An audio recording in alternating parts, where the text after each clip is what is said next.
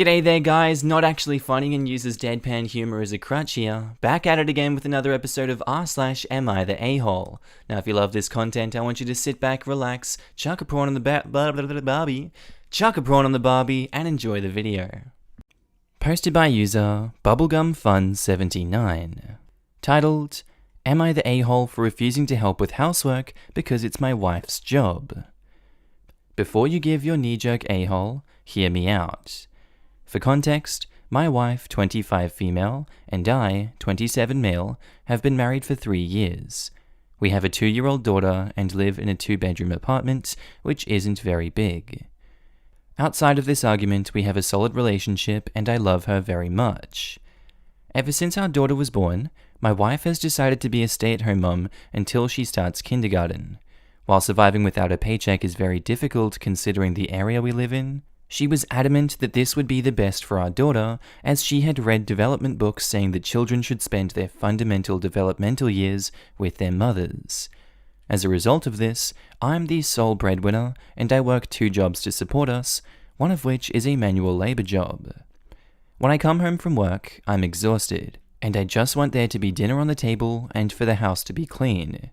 This has been our arrangement since our daughter has been born, and while we share childcare, she's responsible for all other household duties.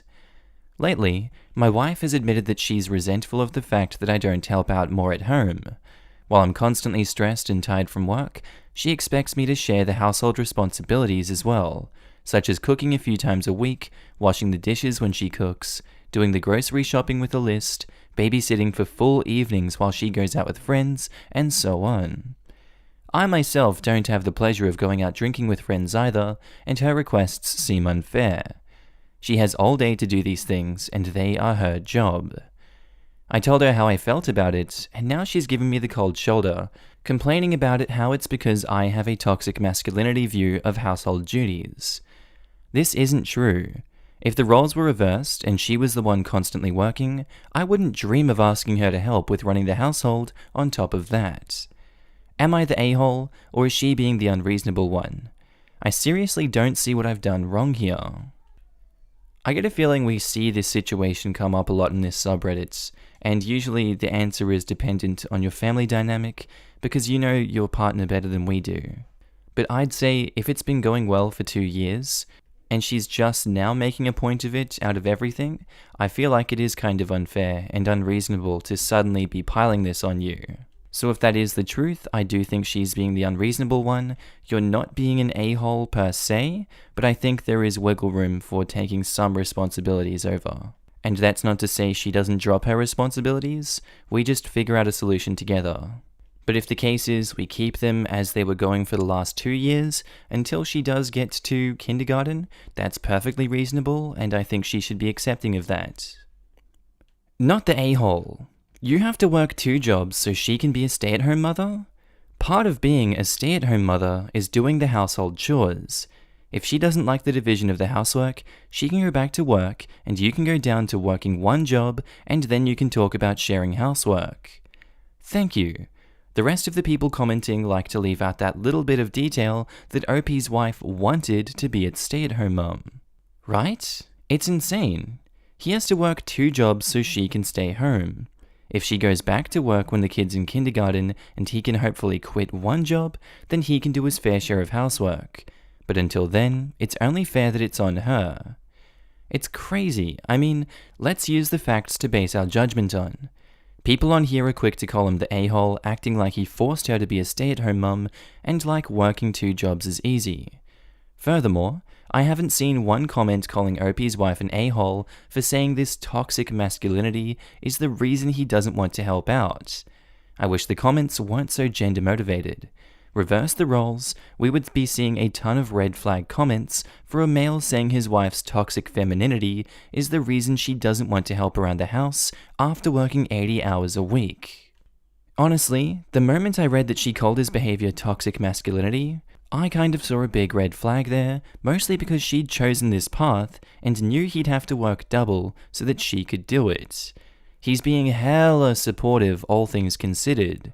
If he loses even one of those jobs, she'll get the help she wants around the house, but at the expense of a comfortable living. She has toxic femininity. No problem expecting her husband to work himself to death for her dream. Not the a-hole for the housework stuff, since that's your arrangement, but watching your child is not babysitting, it is parenting, and you should figure out a frequency for you both to get some kid-free friend time for your mental health, as well as a date night every so often, presuming it's safe to go out with friends where you live. That point is, he is working 2 jobs, probably 10 to 16 hour days, and isn't allowed to go out with his own friends. But his wife wants him to take sole responsibility so she can go out with drinks with the girls. Honestly, sounds like the wife is treating this like babysitting. I'm not saying she does not deserve a break, but if she isn't doing chores or cooking, what is she really taking a break from? Unless the little one has something wrong and is screaming 20 hours out of the day, some babies do that, but I feel like Opie would have mentioned that if that was the case. And she's taking care of their child that whole time. The question for Opie is how much free time they both have over the course of a day and a week, not how many hours he is at work. She's working too. I did the stay-at-home thing, and there is downtime if you know how to look for it.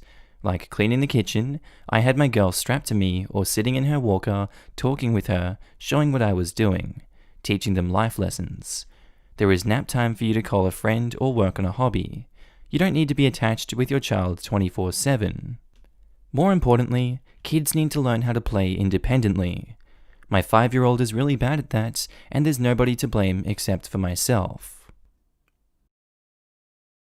Posted by user Lost Recommendation 4, titled, Am I the a-hole for not forgiving my 27, fiancé 28, for missing the birth of our daughter? My husband's girl best friend, we'll call her Madison, has never liked me, for reasons I guess I will never know. Anyways, my fiancé, we'll call him Michael, and I were having a hangout with a little bit of the friends that we shared. It was nearing the end of the night, and Madison was the only friend left, when Madison came out crying with Michael looking angry. I was around 9 months pregnant at the time. The thing that really caught my attention is when Michael called me a raging B and a C. Myself, being a hormonal pregnant woman, started crying at the name-calling. I asked through my tears what was going on, and then he proceeds to tell me about a text message I sent to Madison. In the message, I told her to F off, and about how Michael and I would not allow her near our child. I will admit that I did send this, but it was taken completely out of context. I only sent this text after the many racist text messages that she sent me talking about my child and I. I am biracial. Instead of hearing me out, Michael kicked me out of the house that we shared. His name was on the lease. Without arguing, I decided to leave, not wanting to start anything else. As I was walking out of the door, I felt a cramp in my lower abdomen. I thought nothing of this because I was not due for another 3 weeks. When I flinched from the pain, Michael told me to stop faking. On the way to my mum's house, I felt a gush of water and immediately turned the car around so that I would make it to the hospital. While driving, I took my phone out to call Michael, but my call was quickly denied. At this point, I was in too much pain to call anyone else and arrived at the hospital. I pushed for 2 hours without an epidural and gave birth to a beautiful baby girl named Grace Noel. Giving birth without my fiancé by my side was the final straw for me. I decided to do something and post all the hurtful messages Madison sent me on Facebook. Maybe 45 minutes to 1 hour later, Michael calls me asking me if we could talk. I inform him about my whereabouts, and he shows up about 42 minutes later. He has tried to apologize multiple times, but I don't think I can forgive him. I went through the pain of pushing out an 8-ounce baby by myself, all because he chose to believe his best friend without listening to his fiancée. Am I the a-hole for not wanting to forgive him? I'm just going to go ahead and say that there's a lot of backstory missing from this one, but I think we can get a rough picture of what's going on here. It really doesn't look like a good situation, I'll just say that. In the heat of the moment right now, no, I don't blame you. You are not the a-hole for not wanting to forgive him. This sounds like a very loaded situation. You don't need to forgive him for this. You're okay to be very angry with him. He's a complete a-hole for doing what he did, and I hope that you can make things work, but it's not looking hopeful. He not only missed the birth of your daughter, he called you grossly misogynistic names, believed his toxic friend and wouldn't even listen to you, kicked you out of the house 9 months pregnant, and when you showed signs of pain from going into labor as you packed to go, accused you of faking. The fact that he didn't ask for an explanation of why you told Madison to frick off speaks volumes. He wouldn't take your calls as you rushed to the hospital, and you had to post his toxic friend's nasty messages on social media for him to realize what a jerk he was and talk to you. You should have refused the call. There are lots of things he's done that would warrant your decision not to forgive him, not just making you go through labor alone, not the a-hole. This is exactly it. He jumped straight into toxic and abusive behavior without even talking to you first. He has zero respect for you, and that is not something that will change. You can't have a relationship or partnership with someone like this. Frankly, I think he's going to be a nightmare to deal with for co-parenting. Best of luck, and congrats on beautiful Grace Noel. Opie acknowledges pretty readily in the comments that this isn't the first time he's mistreated her, and uses the word abusive. So thankfully no one really has to convince her to change her perspective, which is ostensibly what this sub is for. I think she came here for permission from someone, anyone, to leave him. And I think that's usually what people actually end up using this kind of place for. I'm not sure whether Madison is really all that relevant to this story, honestly, but I get it. Leaving a relationship during and immediately after birthing that person's child sounds like an incredibly scary thing to do. And if you're financially precarious or chronically doubt yourself, as people in abusive relationships generally do, it makes sense that you'd talk yourself out of it. But you made it this far. That means you know your reasons, and they're probably very good ones. And I'm guessing the one incident you describe here probably doesn't even begin to cover them, even though this one had serious consequences. You don't need anyone's permission. Protect your family, get the child support you are owed, and enjoy your baby. Posted by user LGASA titled, Am I the a-hole for telling my sister I didn't care about her miscarriage? My younger sister found out that she was pregnant around 2 weeks ago and recently miscarried on Sunday. I totally feel bad for her, but if I can be totally honest, I don't think I quite care. Maybe it's because I'm not a mutual party, but I just don't feel any different and unaffected by all of it. Even when she told us, I didn't have much of a response. My sisters and mum are devastated though. Non-stop crying, and the whole house has a damper mood, which is understandable. Last night, my sister and I were watching a movie, and she asked about how I was feeling about the whole thing, and I told her I feel for her, and that she'll get through it, but then she realized that I was avoiding the subject and mentioned how I'd been quiet about the whole thing, so she was just making sure I was still coping. I said I was fine, but she just stared at me and waved her hand, asking me to go deeper. I repeated that I do feel sorry for her, but I don't really care that much about it, probably because I'm not involved. She was a bit taken aback and said that was an a-hole thing to say, but that she kind of understands. But then my mother came and was mortified. She started shouting at me about it, which caught my attention of my other sisters, and things just blew up. Maybe it is insensitive, but she asked, and I wasn't going to act as if I'm devastated. Am I the a-hole? Yes, it's kind of a traumatic thing to go through, a miscarriage. I think not having any empathy for her kind of does suck on your end. At least pretend to care. You know, it hurts when you're just told by someone you do care about that they don't care. It's what people do. It's what we all do. We all know deep down someone's hurting, and we do have to care for them even if we don't feel it. You know, you're an a-hole for not at least trying. Slightly you're the a-hole, but I don't really care that much about it. I understand where you're coming from with this, but this is just terrible phrasing. My thoughts exactly. Opie isn't wrong for their feelings. Not everybody mourns such a thing, besides feeling sympathy and sadness for their loved one's pain. But this was a really insensitive thing to say. Opie understood that and didn't say anything until the sister wouldn't let Opie get away with not saying anything though, then was just honest. Then they should have said something like, I'm really okay. Thank you for asking. I'll come to you if I feel that I need help processing. There are better ways to handle someone's miscarriage, even if it was very early. Yes, and we are also all humans who can't be expected to have the exact correct response in the moment to a situation that an internet stranger could come up with while reading about the situation from a third-hand perspective. OP is absolutely not the a-hole for being honest while being pressed in the moment, nor do I believe the sister is. The mother, on the other hand, yes, she is. Her grieving sister assumed she was hurting too and tried to connect with her. Even if that weren't true, and she'd been literally interrogating OP with a glaring ceiling light, the words, "I don't really care very much," should never have escaped her lips. You should never say something like that to a stranger who lost a child. This is her sister, whom she's apparently supposed to care about. What is wrong with you all? You're the a-hole. There is a spectrum of miscarriages, but almost all of them can be incredibly traumatic for people.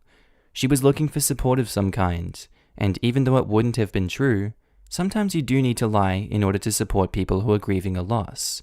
You could have said something like, "I'm okay because it wasn't my child, but I still feel awful for you and what you've had to go through." Saying you don't care is incredibly insensitive, even if it is true. But also, your mum sucks here for escalating when it sounds like your sister was keeping a level head. They said they felt sorry for her, but because they weren't really involved, they weren't affected. That's what you were saying they said, no? The phrasing matters a lot. "I don't care" is an overly harsh way to talk about a miscarriage that happened the day before. And a lot of people after these responses are also saying not the a-hole. I accept those ones too. Everyone's different. Everyone is allowed to feel the way they feel about these things. Posted by user Oval Doves, titled, "Am I the a-hole for rescinding an offer to pay for my nephew's college? My brother and sister-in-law have always struggled financially, and I never really have. My brother and I had all the same opportunities. He just had an injury that made it much harder for him to work and put him into a lot of medical debt. I've always been able to work, never had serious debt, and don't have any kids or plan on any. I did pretty well for myself and had more than enough saved to put the kids through college. So when their kid was very young and they were really stressing out over saving for college, I told them not to worry. I would put their son through undergrad or trade school or whatever he ended up doing. That was 12 years ago, give or take. He's now a senior in high school and looking at colleges. This year, I also got wiped out by the pandemic. I'm unemployed and I don't know when or even if I'll get a job in my industry again, the same as it was. I'm downsizing in all areas of my life.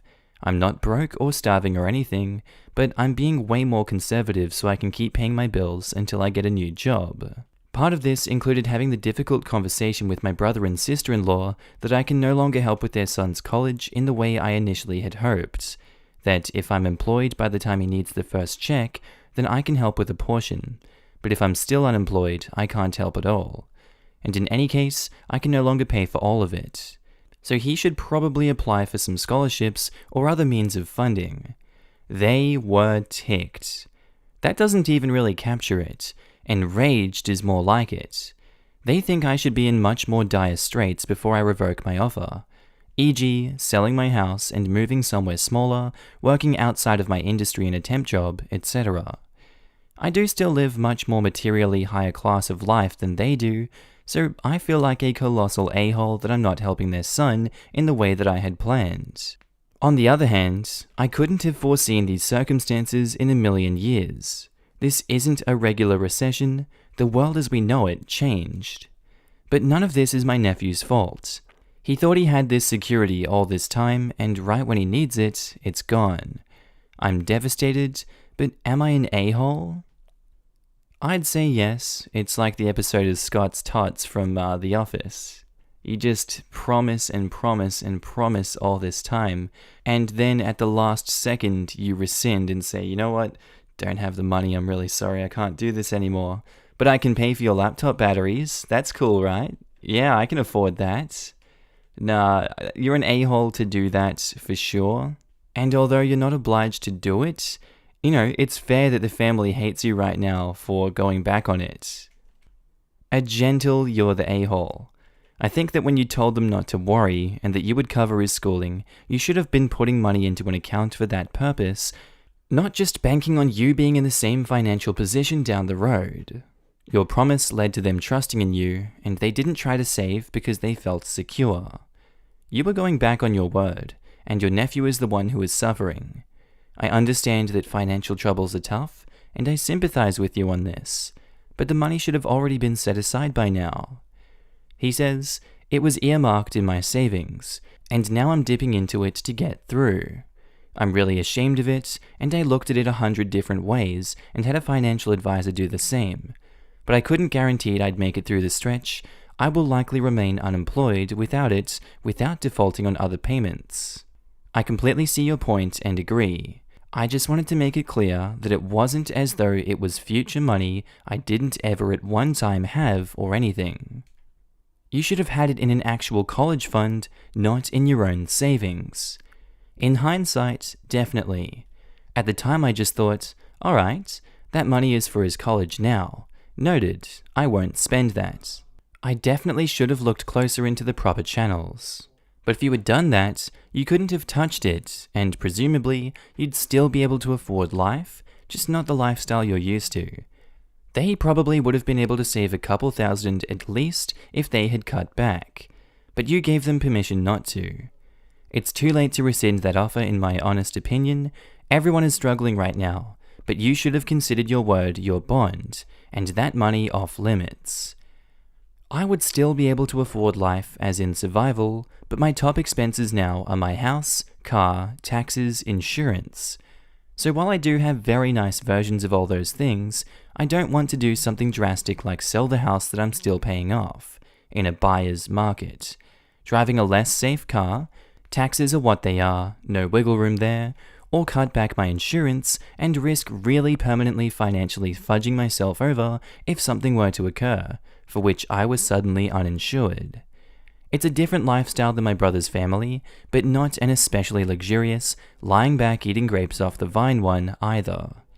Sure, I used to have a big line of items for travel and attending sport games and helping family, but I cut all that out entirely the minute I lost my job. So even with that money back, I'm in a tight spot with the unemployment. Anyways, all this rambling is just to say it's unfortunately not as simple as a few lifestyle tweaks. Made those earlier on and it still didn't cover it. Posted by user 101blow, titled, Am I the a-hole for refusing to wash my girlfriend's period underwear for her? 23 male, just started dating this girl, female 21, for maybe 2 months now, and she came over to hang yesterday. Her cycles are irregular due to her birth control, and her periods can range from a month to several months. Accidents happen, and she bled right through her underwear through her jeans. I gave her a spare of my boxers and some sweatpants that she could wear home. She asked if I would just throw her underwear in the wash with all my other clothes, and she would come get them tomorrow when I see her again. I refused. We got into a big argument on why I should wash them for her. I wasn't going to have blood-soaked underwear mixed in with my clothes. It was gross and disgusting, and she could take it for herself. Eventually, she just got mad and threw it in the trash. OP, you'd think after all this time that washing machines accounted for these kind of things, right? I can understand if you don't like blood, and I can understand that you think it's gross. That doesn't make you any less of a dickhead in this situation. There's such a thing as running it under some water first, get rid of most of the blood, and then chuck it in the washing machine. That's a compromise we can come up with. Like, you're a straight up asshole for just straight up attacking her, saying you think it's disgusting. Periods are natural. What if you had a period? Would you feel good if she started attacking you? I really do think people just need more empathy in these situations and more, understanding of what they can do to help, especially when it's their girlfriend. What's wrong with you? You're the a-hole. You're the a-hole. They're being cleaned? The blood is dry? You don't think if eventually you live together, your clothes would be washed together? If you cut yourself, would you separate those clothes from the rest of the laundry? If you want to be with a woman, you're going to have to deal with a woman. If periods gross you out, be with a man. Then there will be no periods. And I guarantee you he has no issue with throwing his skid-marked underwear in the wash with the rest of his clothes. Grow up, OP. You're the a-hole, dude. As a man, allow me to say, woman up. It's just blood. It will come out in the wash. I have an excellent old washing machine and use good laundry soap. No bloodstains on any color washed at any temperature. I'll probably get downvoted for this, but I dislike seeing my significant other's stained period underwear, for I usually find it in the most unsuspecting of places. That being said, I still pick it up and throw it in a special bucket with OxyClean to help get the stains out without making her feel like crap over something natural. OP just needs to grow up a little, so he gets a small pass from me, but you're the a-hole, my man. Dude, I don't even like seeing my own period-stained underwear, so I don't think there's anything wrong with that. At least you're not refusing to wash your girlfriend's clothing like OP, lol. No downvote from me because you're going above and beyond. No one likes it. It's about being an a-hole or not. Posted by user 7HillsU. Titled, Am I the a-hole for choosing my ex-sister-in-law over my brother?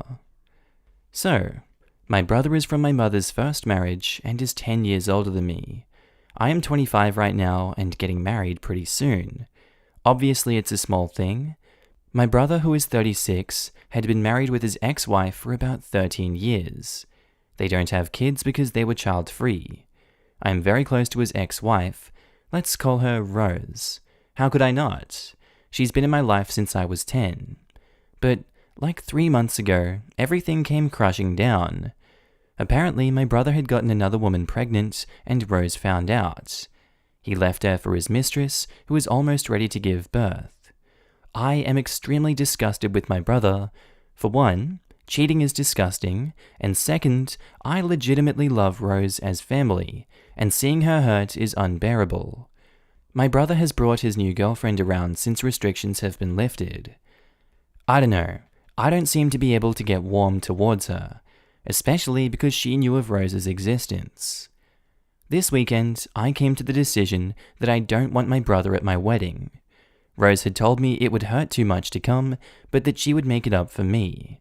I don't want to see my brother there. I don't want to get to know his girlfriend.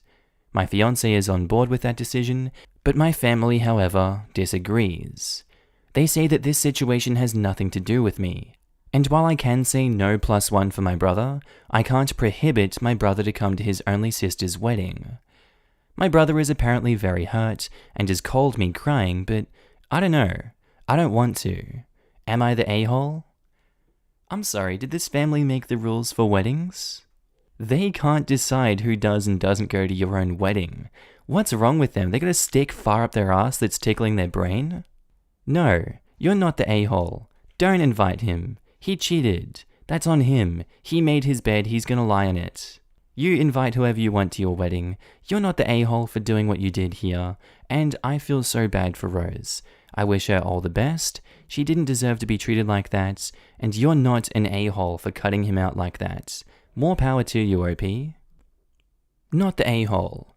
Cheating is absolutely disgusting. It's your wedding, your fiancé supports you. You can invite and uninvite anyone that you want. Their marriage may not have been perfect, but that's no excuse for cheating. I'm sorry you're torn, but ultimately it's your decision. Well put. Even apart from OP's relationship with Rose, a guy who's fresh off treating his wedding vows that way is not bringing the kind of energy people want around them while making their own. I didn't even think of that. You're right. He just trampled all over his wedding vows. Why would OP want him there? OP should tell everyone she's superstitious and it's considered bad luck to have someone who turned their back on their wedding vows at her wedding. I'm sure it's a legit superstition for someone out there.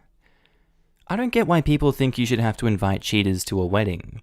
If they can't respect their own marriage, how can I expect them to treat other relationships with respect? Especially at events where lots of people get decently drunk and buzzed, and sometimes questionable decisions happen. Cheaters are the last people I'd want around on my special day. Posted by user Am I the A-hole bartender girlfriend 879.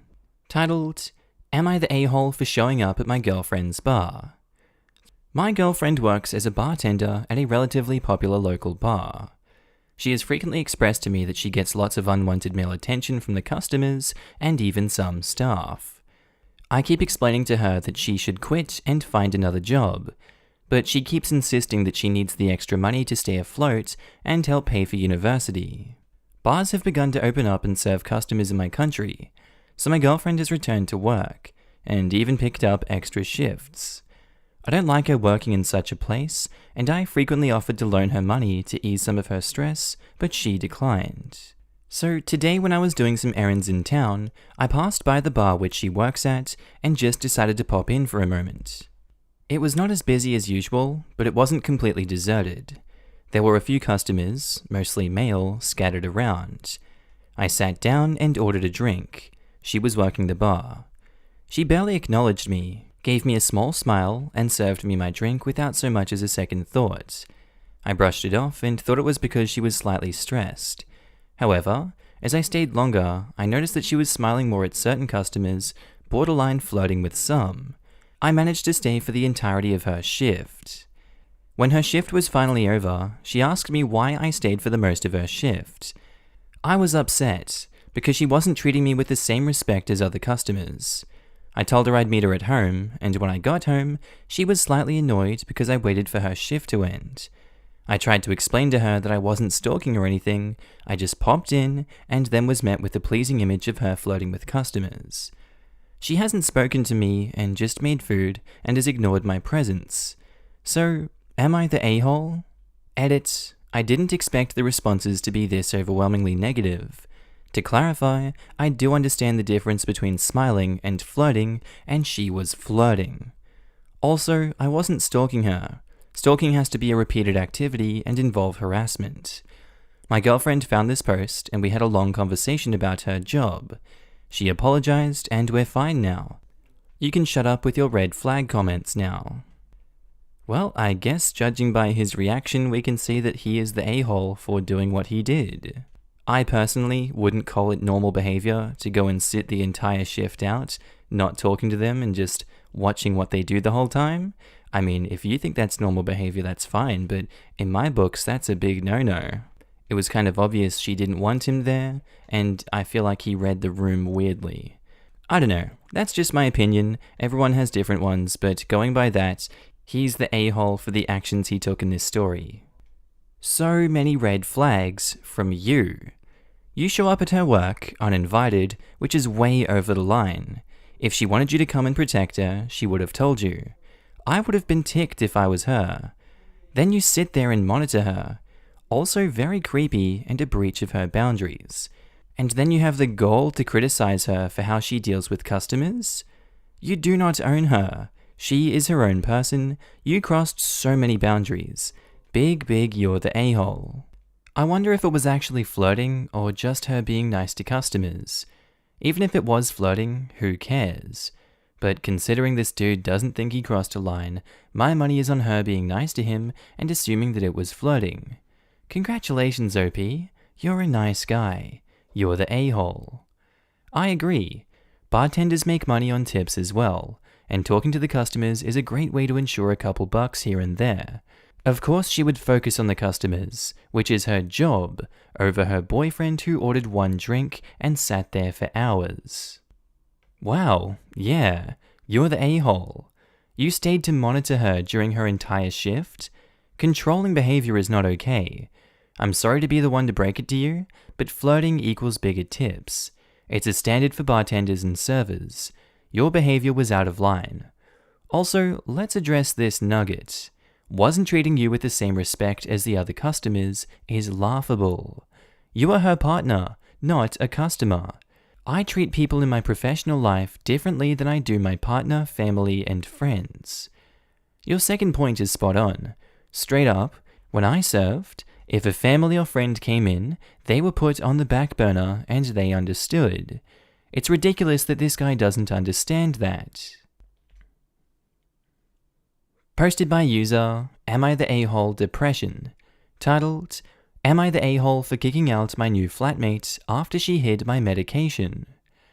This happened a couple of weeks ago, and I'm only posting this because I feel a bit guilty, and then read a similar kind of post this morning that reminded me about it. I'm 27 female. I've been taking antidepressants for around 2 years after an event in uni that gave me PTSD. If I don't take them, then I turn into essentially a human gummy bear who can't do anything except mooch around like a miserable sack of potatoes. Yes, I also see a therapist for this as well. Anyway, my flatmate of 18 months left my country to go home before COVID, and has now declined to return, so I had to find a new flatmate. The girl that I found seemed nice, a bit weird in the typical hippie vegan way, but didn't have a problem with living with someone who eats bacon, and I was having trouble finding potential flatmates, and I can't afford the apartment by myself. We agreed to a 6-week trial before she would have signed on for a year. Initially, everything seemed fine, but in the 3rd week I noticed that my antidepressants were occasionally not in the cabinet in the morning when I woke up. I always took them at 8 a.m. before work. Often, I would briefly look for them, but have to rush out of the house before I could find them. They would usually be back that evening, or I'd find them in the other bathroom cabinets, or in the vanity next to the toilet. I asked her if she was moving them a couple of times, and the first time she said no, and the second time she said that she was trying to find her health vitamins, and had emptied the cabinets looking for them, and must have forgotten to put my antidepressants back. I thought this was weird because nothing else had moved, but I shrugged it off. In the 4th week, I couldn't find them for 3 days.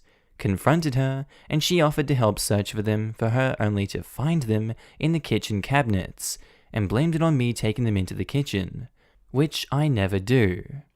Beginning of the 5th week, I couldn't find them again, and while I was searching the apartment, I saw her open bag and looked inside. Yes, I know I'm the a-hole here. Lo and behold, there were my pills.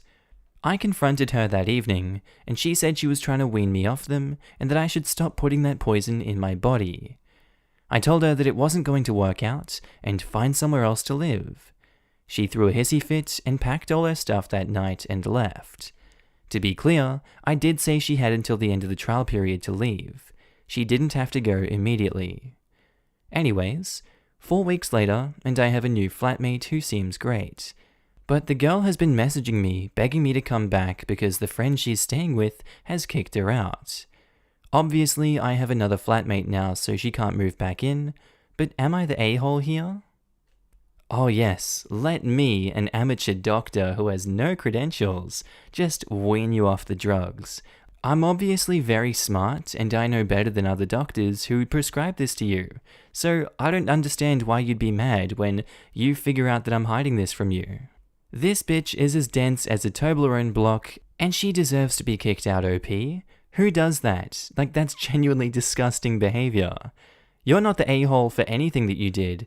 If anything, that was more rational than a lot of people would. They wouldn't have kicked them out straight away. A lot of people can't do that, I feel. So, bigger balls than me, OP. More power to you. Not the a-hole. Who the hell messes with someone else's meds? Ditto. My exact reaction from simply reading the title. I have nothing to add to this judgment. I've read a slew of mothers and aunts and family members messing with posters' medicines. But a flatmate? The gall! I'm happy this post ended with the flatmate getting cut out of the picture. That's serious and dangerous what that idiot was doing to OP. Not to mention how dangerous that is. My fiancée takes anti-anxiety medicine, and if she suddenly stops it, it greatly increases her chances of heart attack. It's something like 80% had this issue with sudden stop. You can't just mess with meds. Not the a-hole at all. Also, the withdrawal can be emotionally taxing as well. I had to stop taking a specific brand with time and lowering doses, and it was utterly hell. I was on a trial base, and the antidepressants sadly did the opposite job. So my psychiatrist tried to get me off as quickly as possible, which was still a monthly process. Oh yeah, I got such severe withdrawal while trying to get off Cymbalta, and I was titrating down super slowly at my doctor's directions, that it made me hallucinate chopping off my limbs and 1,000 different ways to end myself. It was so intense, and that was slowly titrating down. Ugh, people are the worst. I had some vengeful glee from finding out that she got kicked out of her next place too. Oh my god, there's like 10 comments beneath that talking about everyone's experiences with Cymbalta. What the hell is that drug, man? Posted by user Airplane Babies, titled, "Am I the a-hole for not switching seats with a mother on an airplane, then ignoring her children?" I saw a post on another subreddit that reminded me of this situation, and I'm curious to know what other people think. This happened nearly 2 years ago, but my family still brings it up sometimes and says that I was in the wrong. I was flying to visit my family and had an aisle seat, which I was very thankful for because I get kind of claustrophobic in middle or window seats. I was getting buckled up and everything when a lady comes over with her 2 kids, maybe 4 to 5 years old, looked like twins. She sees me sitting there and asks if I would be willing to switch seats with her. I don't remember exactly where her seat was. I think it was a few rows behind mine and it was a window seat. I didn't want to switch and I told her as much. She got very annoyed and asked me again and again. The flight attendant told her we were going to take off soon, so the lady asked me to move yet again. When I said no, she said that it was fine, but I would have to watch her kids. I told her I wouldn't do that, and she should have bought seats together if she was that concerned. She got all huffy and just went back to her seat. I put my headphones on and started watching a movie, and didn't really pay much attention to the kids. They started arguing at some point, and it led to one of them crying. After a few minutes of screaming, the mum came over and asked why the hell I wasn't doing anything. I said that I wasn't going to take care of someone else's kids, and I had explicitly told her that at the beginning of the flight. Eventually, the flight attendant found someone in an aisle seat that was willing to switch with the lady.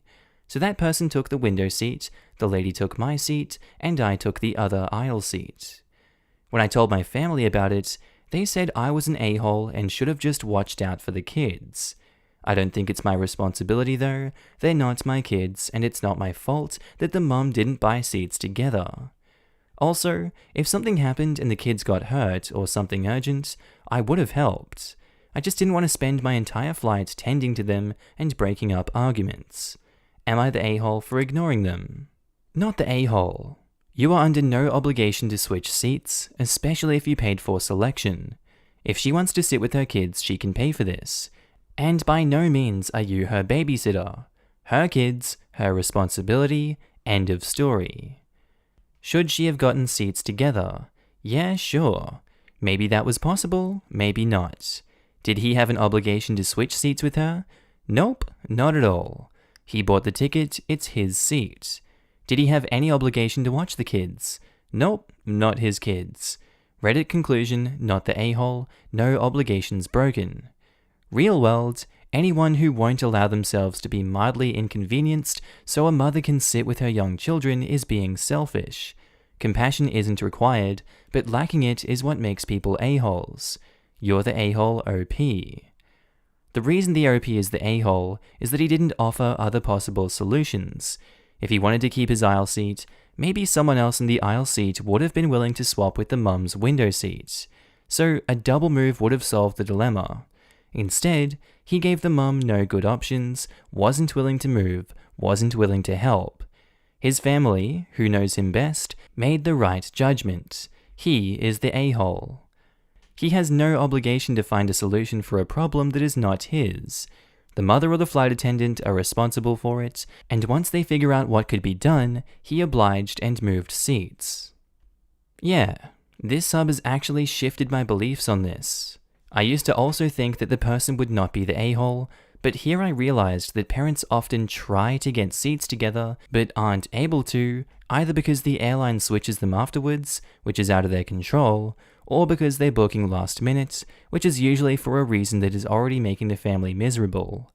I'm usually flying alone, so as long as I'm trading for a seat in the same fare class, and we're not talking middle seat, which we usually aren't, I'm okay to switch. And now I think it makes people a tiny bit of an a-hole to not be willing to work with the parents or even get the flight attendant to help. You're the a-hole. This is one of those situations that Reddit forgets that just because you don't have to do something doesn't mean you shouldn't. You kept a mother from her very young children. If there wasn't another good Samaritan, everyone would have had to listen to the kids scream the whole flight because you couldn't be slightly inconvenienced. How is she supposed to parent her kids if she's not allowed to sit with them? Edit. Gonna get this a lot, so just putting in an edit. Flights are notorious for separating families. It happens all the damn time, unless you're wealthy enough to buy the tickets very early or pay for the specific seats you want. Even if she was late to getting tics, come on people, have some damn humanity. Again, he doesn't have to move, but it's an a-hole thing to just say, so sad, too bad. Posted by user 8937Apple. Titled, Am I the a-hole for tricking my copycat sister to cut her hair? I have a younger sister who looks exactly like me. I am 19 and she is 16, but people have been mistaking us as twins for some time because of how close we resemble each other. We have the same height, same skin tone, similar voice even. She also has a habit of being a copycat, from way of dressing to hobbies, even piercings. I know, it's cute if you look at it from the outside. Sisters dressing and looking so alike that they are the spitting images of each other.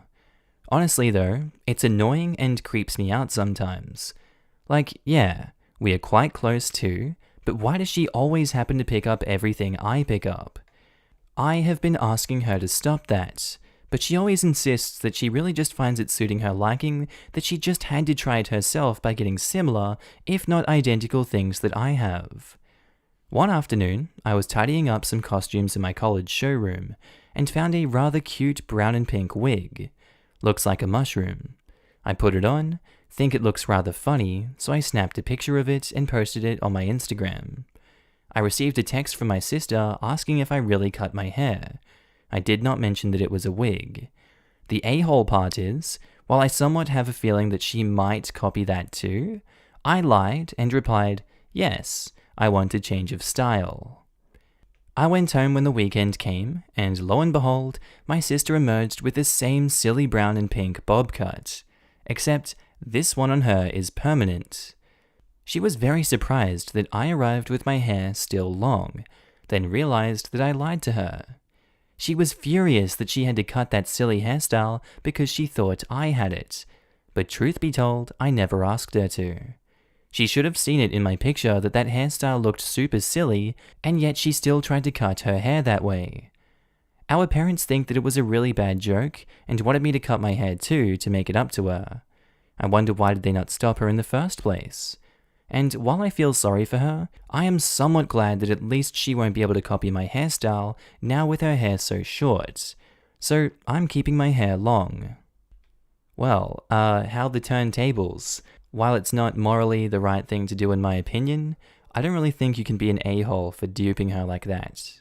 Copycatting for that long would actually get on my nerves after a while, and I don't blame you for taking the actions that you did. It's a malicious intent, malicious action. But in the end, she willingly did that to herself, and she only has herself to blame. Maybe she'll learn to be more of an individual now, who knows? But I don't think you're the a-hole for doing that. Your parents expected you to cut your hair to be fair? That's weird. Sure, your lie was a bit of an a-hole move, but at some point your sister needs to develop her own sense of style, not the a-hole. Not the a-hole. After all, she only copies your ideas because she honestly feels they suit her. You gave her an idea, that is all. She claimed to like it, and your parents are encouraging very bad behavior by pressuring you. At least the sister knows she doesn't like that style. That's a good thing on OP's part. Not the a-hole. You caught her red-handed. She literally became angry because she couldn't have your identity anymore. Might be worth discussing therapy for her with your parents though. Yeah, I think there's a disorder for this behavior. Excuse me that I don't remember the name, maybe she has that mental illness. Might be worth discussing it with a therapist in my opinion. I think you're talking about copycat syndrome. It's more of an umbrella term of symptoms of other disorders. like borderline personality disorder. It usually comes from the copycat not having much of a sense of self-identity. OP's sister might be struggling with feeling like her own person, and being so similar to her older sister, she might see copying her as who she is, or at least part of herself, thus why she always copies OP. Therapy does seem like a good idea though. Probably something like a red flag syndrome. I've seen it a lot around here. Posted by user ThrowRA_Quivix, titled, Am I the a-hole for always beating my niece? My sister's youngest daughter is 6, but she's incredibly fast. Faster than her 8-year-old sister, and she brags a lot. Every time I visit my sister, the 8-year-old is always complaining about how the 6-year-old keeps bragging about how much faster is. This eventually causes the 8-year-old to get mad, challenge her sister to another race, lose, and deal with another round of taunting. I didn't know how bad it was until I raced the 6-year-old and let her win for fun. Bruh. The 6-year-old would randomly call me just to say, "Hey uncle, remember that time I beat you?" Then giggle and hang up the phone. I tried to talk to my sister like, "Sis, your daughter is bullying me." But she didn't take me serious. "Oh, she's 6, she'll grow out of it." I tried to talk to the 6-year-old and said, "It's not nice to brag when you win. If you keep doing that, no one will want to play with you. And there will always be someone out there faster than you. Would you like it if they beat you in a race and bragged about it?" She just looked at me like I was crazy and said, "That won't happen. Nobody in this world is faster than me." So, I went the tough love route. Next time she challenged me to a race, I beat her. It wasn't even close. She challenged me again, and I beat her again and again. I didn't brag, but I would say, "See? Now I won. How would you feel if I started bragging?" And she would just say, "Again," and we would race again, and I beat her. My sister called me and asked if I could stop beating her and let her win every once in a while because she's in her room crying. But I refused. She has to learn, sis. This is the way the world works. I feel bad, but I also feel good because the 8-year-old called me later and thanked me because her sister isn't bothering her anymore so far. So, I don't know. All I know is thank goodness I don't have kids. Am I the a-hole? I mean, how else is she gonna learn that there are people out there that are faster than her? By being faster than her and showing her that she's wrong about that. That's a pretty PG way to go about it, and she's getting a healthy dose of reality. I mean, he didn't bully her like she's been bullying everyone else, so at least he wasn't, going that route. I think OP isn't the a-hole for the actions they took in this story, and I give them a pass on that one. Not the a-hole. She needs to know what it's like to lose and how to be a good sport about it. When I first read the title, I thought you meant beat as in hit. Glad I read it first. Oh wow, I reread the title. How do I edit that? That definitely came off wrong. No, leave it alone, it sounds so much better this way. This title scares the crap out of me. Not the a-hole, lessons like these are incredibly important for humility later on in life. My dad did the same with chess, and I became a better chess player and a better loser and winner overall because of it. Posted by user October Bear Boat Rye, titled, Am I the a-hole for turning a neighbor's ableist argument against them and cussing in front of our kids? Fairly short one. I have autism, as does my son. A friend/neighbor has made casual comments for years about how autism isn't real, it's overdiagnosed, only children have it, and teens/adults with autism are just using it as an excuse to not grow up. That autism is the result of bad parenting, the list goes on. The closest I've seen to him backing down is when one of his teenage sons called him out in front of me and told his dad what autism actually is, listing symptoms, at which point his dad declared that, in that case, we're all a little bit autistic, and spent a few months telling anyone who'd listen that he's autistic too. Anyone who's dealt with someone like this before, sorry. I know your blood pressure already hit the roof, but earlier today I was straight up done with it. Anyway, my son and a few other neighbors are outside, all appropriately distanced and having a chat. My son is stimming with one hand, a sort of one-handed clap that he does when he's excited, which helps him manage his symptoms. One of our neighbors, who doesn't know he's autistic, asks about the stimming and other more obvious symptoms, and the autism neighbor answers before my son can, telling nice neighbor that apparently my son is autistic, before launching into a monologue about how autism isn't a real thing, nothing personal to my kid, he's a nice boy, but if I'd done a better job raising him, he wouldn't have had his symptoms, and that autism didn't exist when he was growing up. My son looks like he's about to cry, and after 9 years of this crap, I'm just done with it. So without really thinking, I lean into the conversation and tell him, autism's existed forever, neighbor. We just didn't know about it until recently. It's the same reason we used to shoot soldiers with PTSD for cowardice, and kill people with epilepsy for being possessed by demons. Note, his teenage son has epilepsy, which I know about.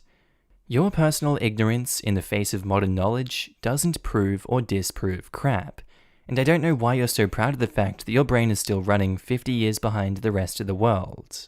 Not gonna lie, I was damned proud of that, and I thought that was a decent burn, and I actually managed to get all of the words out in their intended order.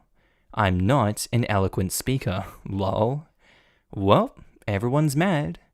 Neighbors are mad because I swore. Note, the youngest person there was my son, who's 12, and cusses like a sailor. Everyone else present were teens and adults. Others thought I overreacted, others think autism neighbor has a valid point, and even the ones who agree with my point think I was an a-hole in my delivery. Son's mad that I embarrassed him. Autism neighbor is mad at being called out, and blames me for the fact that he's now fighting with his epileptic son, who apparently is the only one who thinks I'm right, and his dad needed the takedown.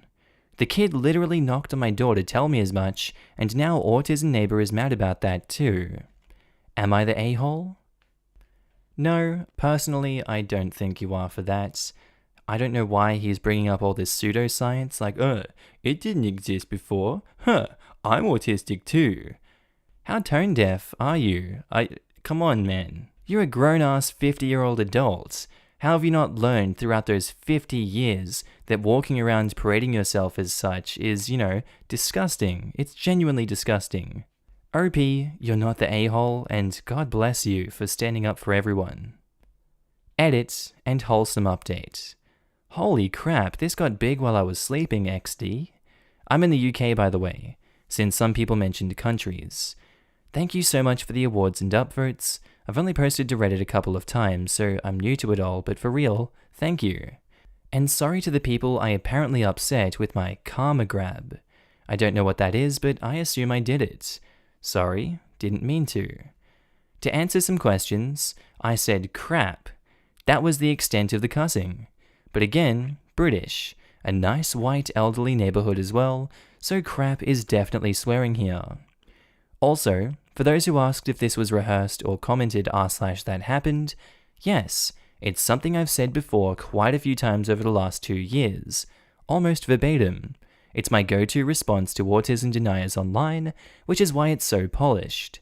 Still proud of myself for actually getting the words out. I tripped over car park and said park instead last week, and my kids are still laughing about it. That's how bad I usually am with talking. If you still think it sounds fake, well, that's okay. I respect your healthy skepticism. Now for the wholesome update. Autism neighbor knocked on my door a couple of hours ago. It's 12:35 p.m. here, lunchtime, and apologized wholeheartedly. Apparently, 2 things happened after we went our separate ways yesterday. 1, his teenage son found him some images of brain scans of people with different disorders like depression, autism, ADHD, etc. He has spent years looking at brain scans and readouts from his epileptic son. So seeing that for people with autism, how it's a physical difference in the brain, just like epilepsy, was the moment the penny dropped for him. He told me he's always just assumed that autism symptoms were personality traits and behavioral issues, so he never researched further, assuming he already knew it all. Once he actually Googled it, he realized how wrong he was, ate some humble pie, and came over. 2, he was standing side-on to my son when he spoke, and was looking away from him towards our other neighbors. so he didn't see my son getting upset. His son, however, most definitely did, and when he told his dad that my 12-year-old was practically in tears over what his dad was saying, he was mortified.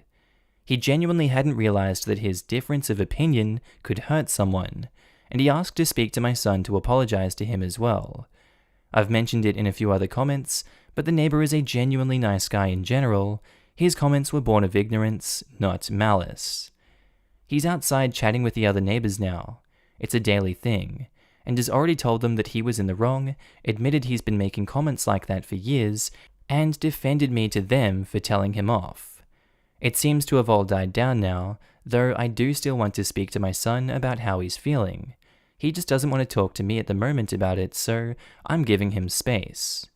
I think he'll be fine, though I do accept that I was the a-hole for not taking his wishes into consideration. I know I was defending him, but I still spoke over him without regard for how it would make him feel.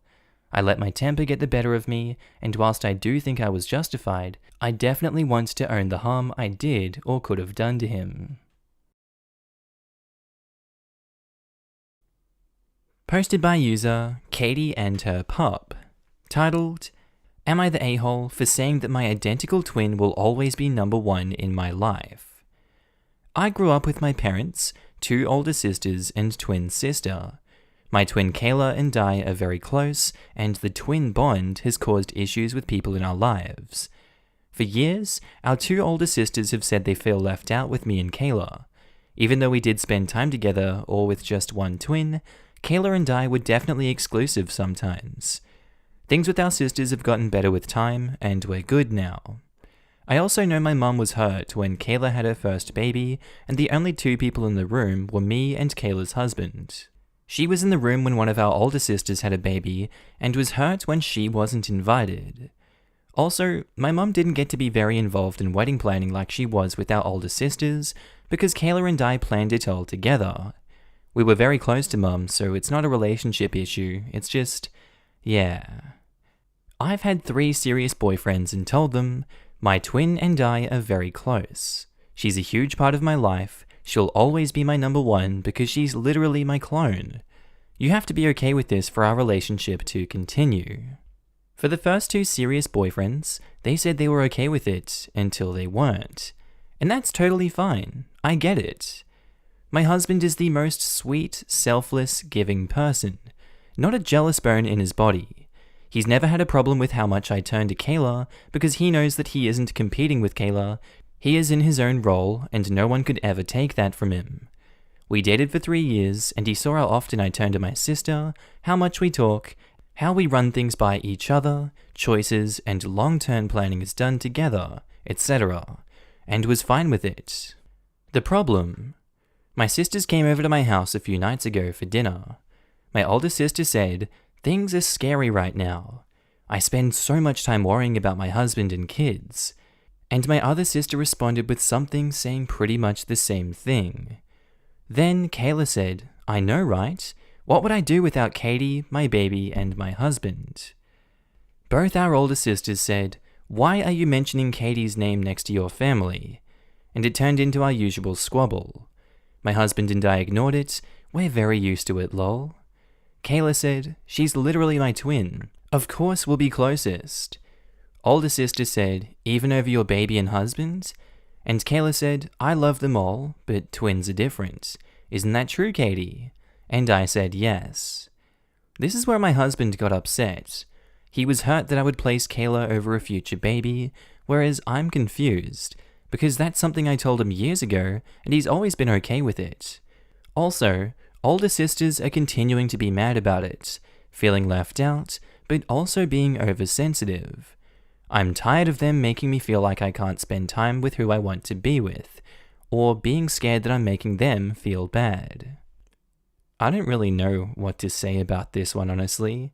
It's kind of like a weird in-group little thing they got going on between each other, which is perfectly fine, but how often did twins take it this far down the track in their lives? It's getting like creepy. I'm feeling a bit creeped out by it. It's almost cult-like behavior in a way. They're just like, I do love my husband and my baby, but my twin, my twin takes precedence over everyone. I think just saying that blatantly and outright to them kind of makes you an a-hole, even though you believe it's the honest truth. As unfortunate as it is, you're allowed to love your siblings, you're allowed to place your twin sibling over your immediate family. Just don't be surprised if people start pointing the finger and calling you an a-hole because it's uncommon. You're the a-hole. I understand the twin bond is different, but if I was your husband, kids would be off the table. When you get married, your husband comes first. After you have your kids, they come first. You basically just told your husband that if it came down to it, that you would choose your twin over your hypothetical kids and your very real husband. Truthfully, you probably need to get couples counseling and individual therapy if you want to salvage this situation. And after you have kids, they come first. Exactly, OP. Your kids come before everyone. If that isn't something you can accept, don't have kids. They shouldn't grow up knowing they aren't the priority in your life. Completely agree. When I had my daughter, she automatically became the most important person to me. I have a close relationship with my siblings and parents, but nothing is more important than her. How crazy. Just curious, since almost everyone in the comments is saying this, should children necessarily be number one after the spouse? My personal take is that in marriage, your spouse is your priority even when there's kids, because you and spouse existed before kids and will also be each other's support after kids move on with their families. Of course, the kids' needs and love tank must be definitely met. This is also assuming there is no abuse happening. If not, then yes, the parents must protect the child. I have a friend who shared that her mum's whole life revolved around her and the brother. And when they grew up and moved out with their own families, the mum didn't do so well. Truth be told, my own life now revolves around the needs of my 2 young children. But whenever we can, hubby and I will always try to make time for each other, like when the kids sleep or we find a sitter, etc. I will never fully neglect my relationship with my husband for the sake of my children. Yes, time and commitment might be focused on the children when they are young, but hubby is still number one. For OP, I agree with many of the comments saying her relationship dynamic with her sister is a little too extreme. It is special, no doubt about it, but the new family unit should have a certain priority. OP, no one is really telling you to stop being close to your sister, but you should understand that you now have your own family, as do your sister. Your twin relationship will always be there. I think everyone understands your bond, but yeah, don't keep saying it. It hurts other people who also have close relationships with you, and I can't imagine how your future kids might feel to know he or she is not as important as Auntie Kayla. If any of the other stories on Reddit have taught me anything, it usually doesn't end too well. My judgment for this scenario, you're the a-hole. Mr. Dud Chicken says, no, kids are number one before the spouse, and I don't see anyone here saying otherwise. It has nothing to do with the duration of the relationship and everything to do with the severity and importance of the relationship. Your kids rely on you to be the parent. They are totally dependent on you, and you have a ridiculous amount of trust from them. You are the decision maker, the teacher, the provider, etc. You can divorce your spouse, you can find another spouse, but your kids are always your kids, and you're irreplaceable to them. The parent-child bond trumps the spousal bond.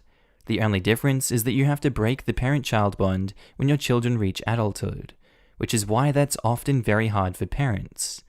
Until that point, however, the requirements of parenthood are putting your kids' needs first, often before even your own needs if necessary, let alone your spouse's. Posted by user FrustratedAdam201, titled, Am I the a-hole for telling my brother his girlfriend can't be in the room when we are watching football anymore? So, I am a 24-year-old guy, and my twin brother is obviously the same age. He got a new girlfriend, 21 female, around Christmas time, and I like her for the most part. Me and my brother live together, by the way.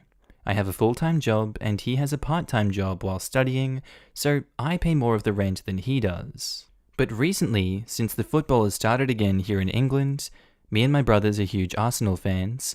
His girlfriend has been in the room every match that's been on since. They are apparently joined at the hip, and she can't go and do her own thing for a few hours. All she does is complain about how stupid the game is, and how it's just a game, and we're dumb for taking it so seriously. She keeps trying to talk to us while the game is on, telling me about all the gossip between her friends and such, and I keep telling her I don't want to talk and want to concentrate on the game. And she gets really offended, saying, "Oh, I am so sorry from tearing you away from your precious game."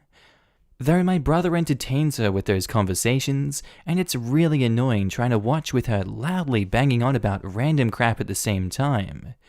I also tend to swear and have foul-mouthed rants when my team is losing or playing badly, and she keeps saying that I'm childish for being this way and tells me to tone it down because I scare her.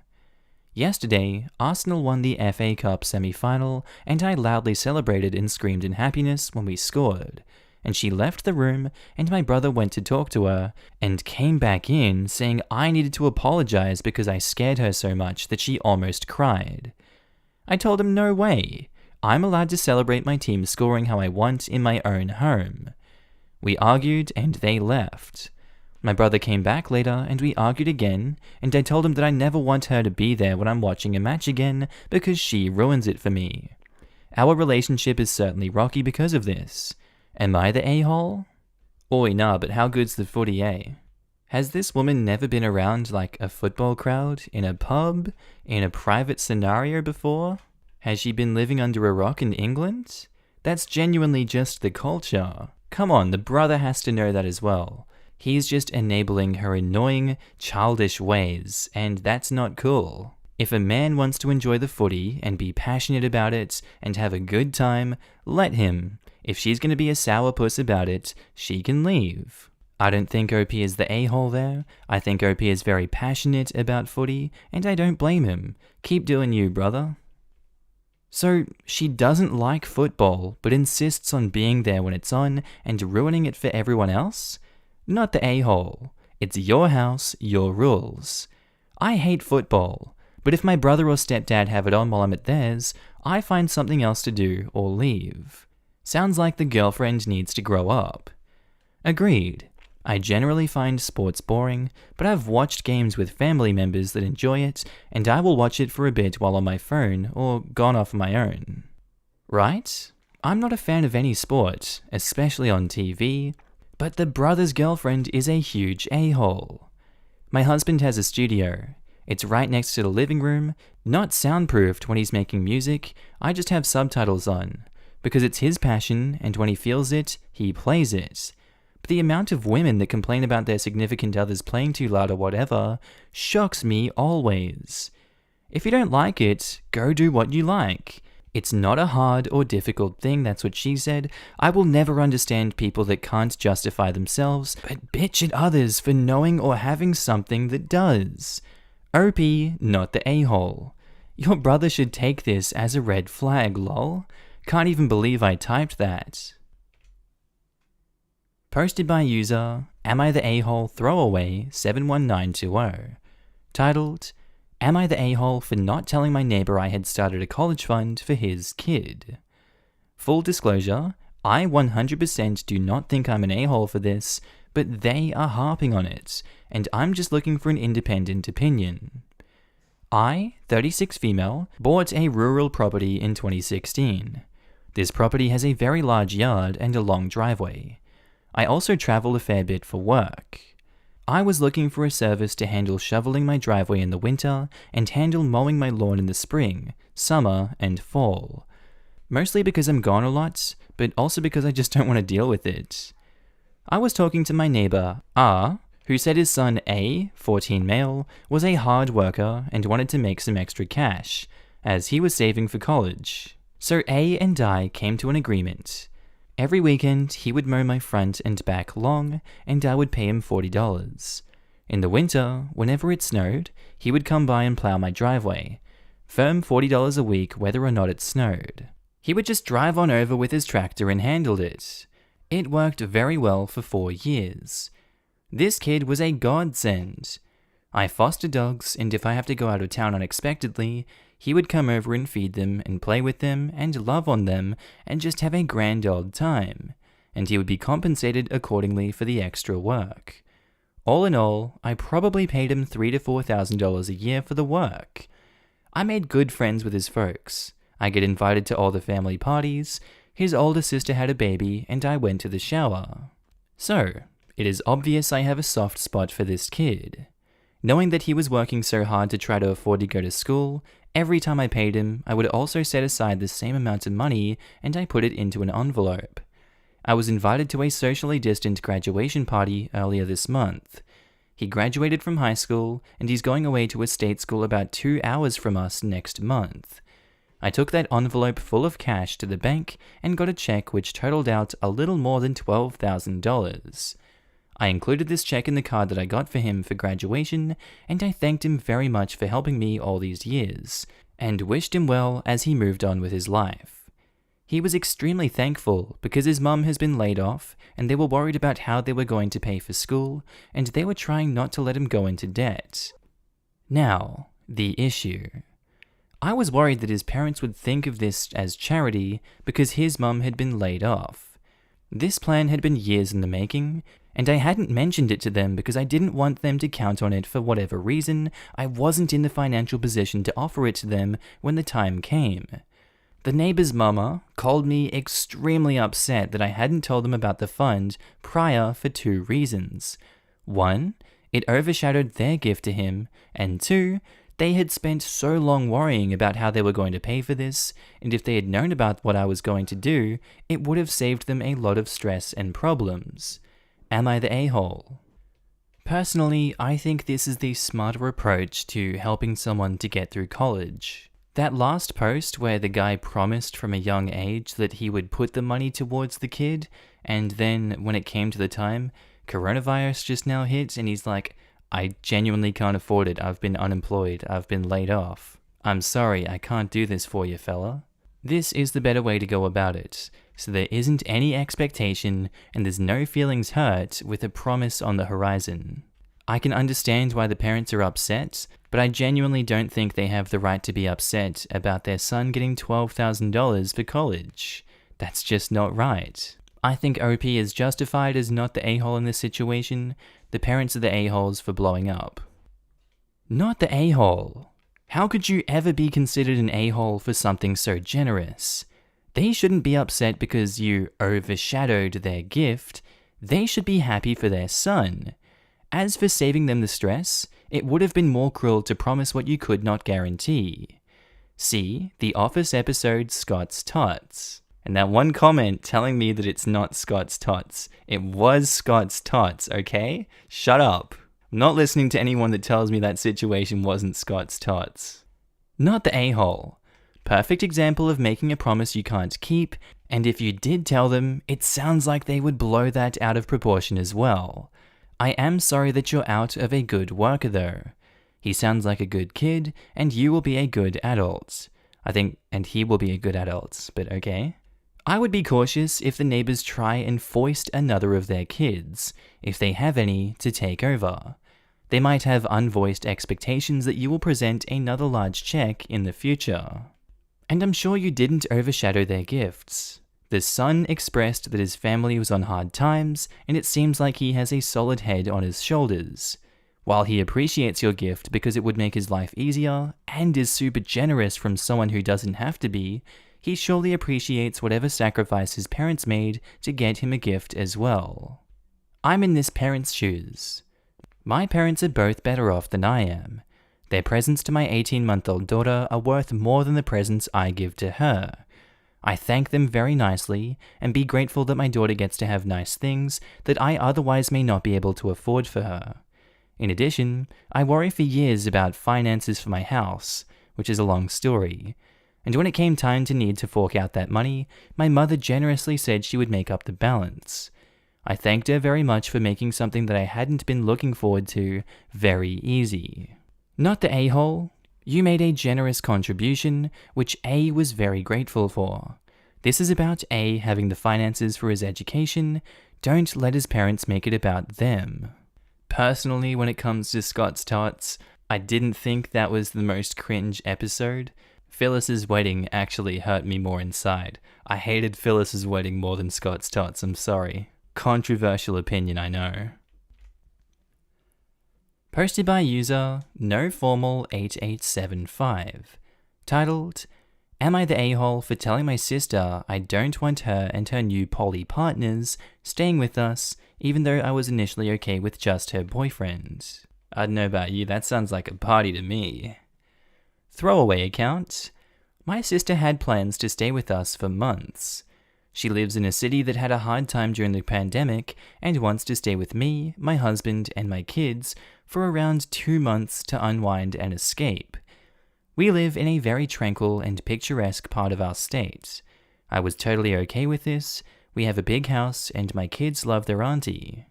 The issue is, she tells me she's been in a new polyamorous relationship since like late last year, and she wants to bring her 3 new partners along. I haven't seen her all this time, and I haven't met any of these people. I only know her long-term boyfriend of 5 years, as they've visited us many times in the past. We're now having a rough time, because I basically said no. I don't want your other romantic partners here, but you and your boyfriend are still welcome like in my initial invite. She has tried to explain the dynamics of their poly relationship, and I tried to understand as best I can, but I still don't want 3 additional strangers all sleeping together under my roof. She said they would all be sleeping in one bedroom, and we would probably see them cuddling and being affectionate in public living spaces, but that it's no different than what her and her boyfriend would do anyways, just with more people. It's hard to verbalize why I'm so against this, so my sister is using this as evidence I am secretly bigoted and need to reevaluate my prejudices. My sister did point out that I once let 2 of her college friends that I hadn't met before stay with us during spring break. I felt that was different because they were 1, only friends, and 2, not in a sexual relationship with one another. I just feel really uncomfortable knowing that there will be a total of 5 people in my home, likely engaging in group sex while my family is nearby. Am I the a-hole if I maintain this boundary? I feel like I'm probably carrying some prejudices against their former relationship, but on the other hand, it's also my home and my kids to protect. My husband agrees with me, but says it's my choice to make because it's my sister. She has been ignoring me for the past few days since I said no, and told me she thought I was better than this.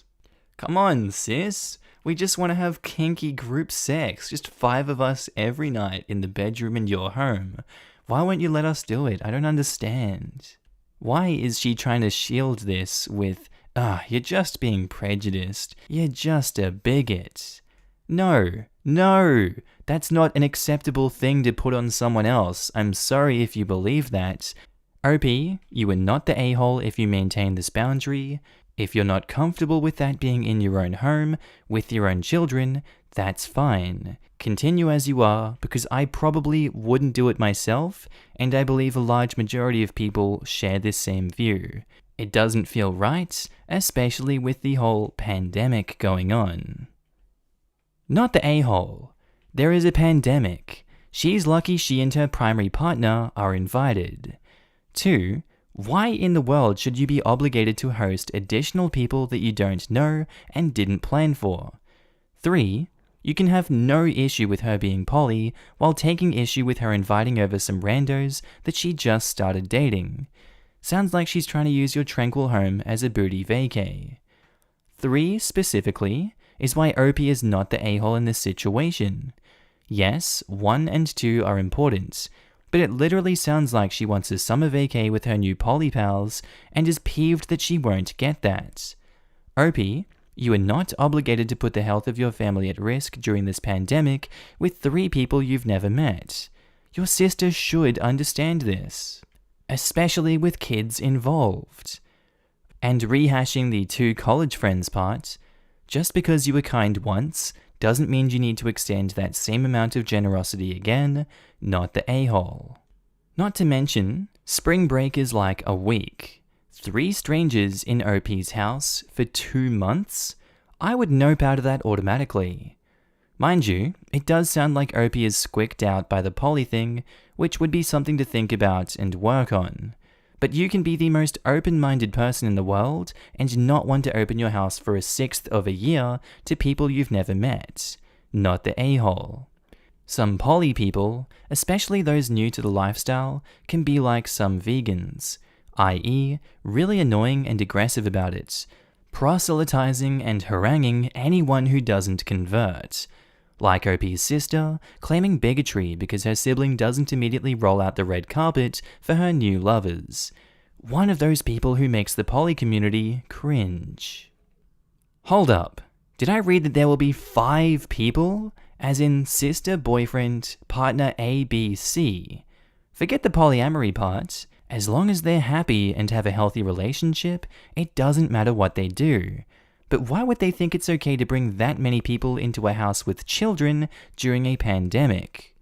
Also, who wants to live in a house of 9 people all cooped up in quarantine? I've seen reality TV shows. You are not in for a good time. Not the a-hole, that would be a hard no for me too. Yes, sister, boyfriend, partner A, male, partner B, female, and partner C, male. My sister said that 2 of the people are in a relationship with her and her boyfriend, but the remaining man, partner C, is only together with the other woman, partner B. Maybe I was just intimidated by the complexity of it all, but I feel really uncomfortable with a living situation that I would have zero idea how to navigate. I just wouldn't want that many people in my house if I was them, not gonna lie. There is such thing as hotels, Airbnb, even though that thing's dying. There's other options. You don't have to all force yourself into one person's house. I'm sure there's 5 of you. Surely 5 of you have enough money to pull together to find somewhere nice to stay for 2 months. Posted by user Eternal Flower Girl. Titled, Am I the a-hole for telling my friend she can't be a virgin? I'm unsure if this is rude and or ridiculous, so Reddit can be the judge. My friend L is very adamant about saving herself until marriage. We are both 21 female. It wasn't even just for her. She would shame and side-eye people who weren't married and sleeping together, even one of our mutual friends. She wholeheartedly believed that was a sin, as she was very religious. However, she got a boyfriend, and they ended up sleeping together, and she told me that herself. Edit, she told me he took her virginity. One thing led to another, and they broke up amicably. After that, we were hanging out, and she went off on a tangent saying, girls need to respect themselves and not sleep around. That's what husbands are for. And I say, does that make you one of those girls? What are you talking about? I mean, you had sex. I explained that it doesn't have to be shameful, and she can just not do it again until she's married if she pleases. She seemed to be in disbelief that she's not a virgin anymore. She also seemed upset that I mentioned that to her. I mean, we're 21. I hope she knows what sex is. Am I the a-hole for pointing this out? Edit. Oh wow. I didn't expect this to blow up. I do have one thing to say. When my friend says sleeps around, she also believes that any girl in a relationship is sleeping around because she is also being unfaithful to her future husband. That was poor wording on my part. I was reusing her words though. I think your friend is just a bit of an oddball there. I don't think she's coming to grips with what sex is. I think she's been very sheltered. That's just my interpretation of the situation. And I don't know if it makes you an a-hole for pointing that out. Maybe in her perception, you're being an a-hole by not agreeing with her views, but I don't think anyone else would agree with that, and I think everyone would agree that you're not the a-hole here. At least I would. Not the a-hole, and she's a hypocrite. How does she think she can have sex and still be a virgin? She either doesn't know the definition of sex or virgin. This is one of those posts that makes me sigh and make disappointed comments about the state of sex ed in this country, assuming USA. I can only hope that she's not banking on the poop hole loophole or any other loophole. Edit. I want to point out that this chick probably felt virgin was a big part of her identity. Now that's gone, and she doesn't know how to navigate that, which is hard. Doesn't make it okay for her to be judgy about people's premarital shenanigans, but having your identity up and change on you is tough. Here's hoping she figures it out and gets nicer. Yeah, it's in the US. We actually had very inclusive sex ed. She learned all the details from it, and then decided to be self-righteous about saving herself after that. Well, that's unfortunate in a different way then. It sounds like saving myself for the men I will marry is a part of her identity. She's probably having a lot of trouble reconciling that with the reality of, reality. Having your identity change on you can be hard as hell. I'm trying to stop myself from saying something snarky, so instead, I'll just hope that this experience teaches her to be less judgmental of others, though there's a chance it'll go the other way. People have sex because sex is fun. That's all there needs to be. That's what I thought. I've seen several interviews of girls that saved themselves for marriage and how their families and churches would put them on a pedestal for staying a virgin. Then when they got married and lost their virginity, they felt like they lost their identity and what made them worthy as a person. Many say it was hard to reconcile with, and how they felt they no longer had a place or worth. Some even said that it really messed up their marriage because of how they felt afterwards. Placing such an emphasis on virginity is really bad for mental health and self-worth. Not the a-hole. She is the a-hole for shaming people who aren't virgins. She is also stupid, especially for doing it herself. There's just something that really bothers me about tramp shaming while doing it themselves. Like, I knew a gay man bragged to me about sleeping with 2 different dudes within an hour of each other, then go on Facebook to shame some guy for having multiple partners over the prior 3 years.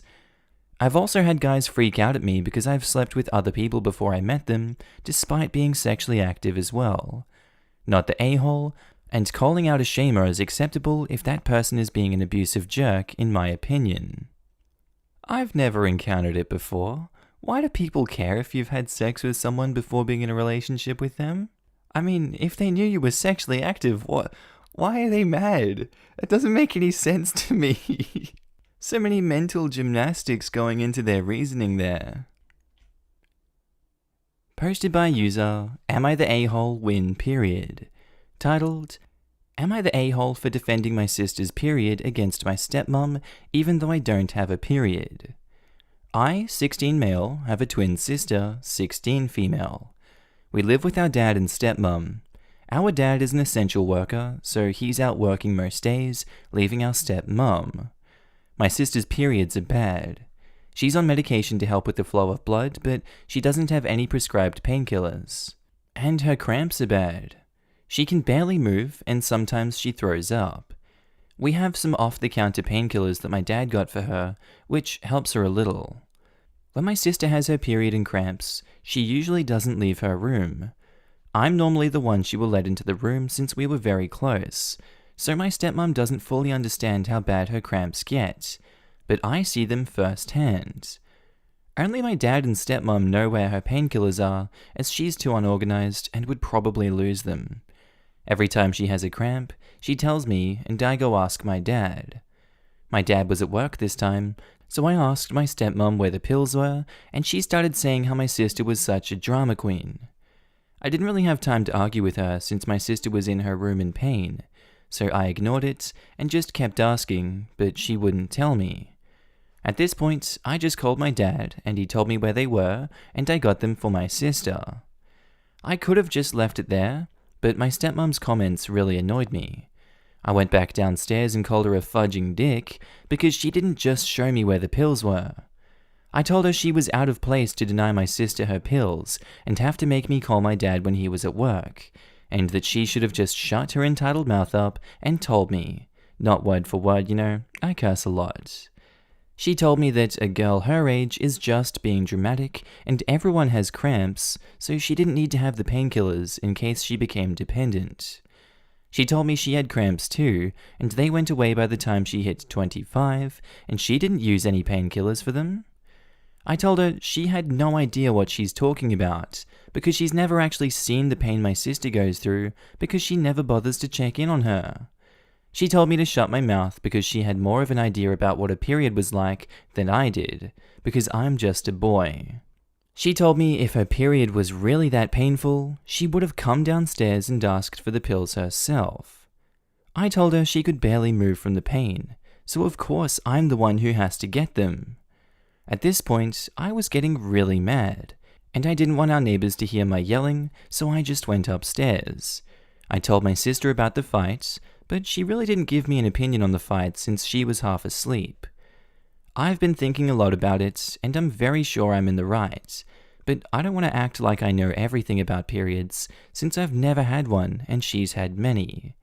Am I the a-hole for arguing with my stepmom about periods?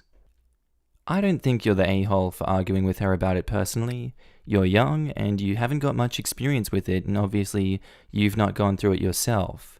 But you'd think throughout the stepmom's lifetime she would have had friends that had some sort of period pains that were that bad, or maybe she just has empathy for her younger kids. I know it does suck when people fake pain and are drama queens, but to have it on such a regular basis, and continually being that bad, come on, I feel like you really need to have some empathy in that situation. A lot of people have period pains that bad, the stepmom's just being a complete asshole. And I think OP is great for educating himself and standing up for his twin sister. It's really nice to see, and I think he's not the a-hole as a result of that. As a woman who had her pain denied by a step-parent for many, many years, you were in the right. ETA, OP, your sister should definitely see a doctor about her period.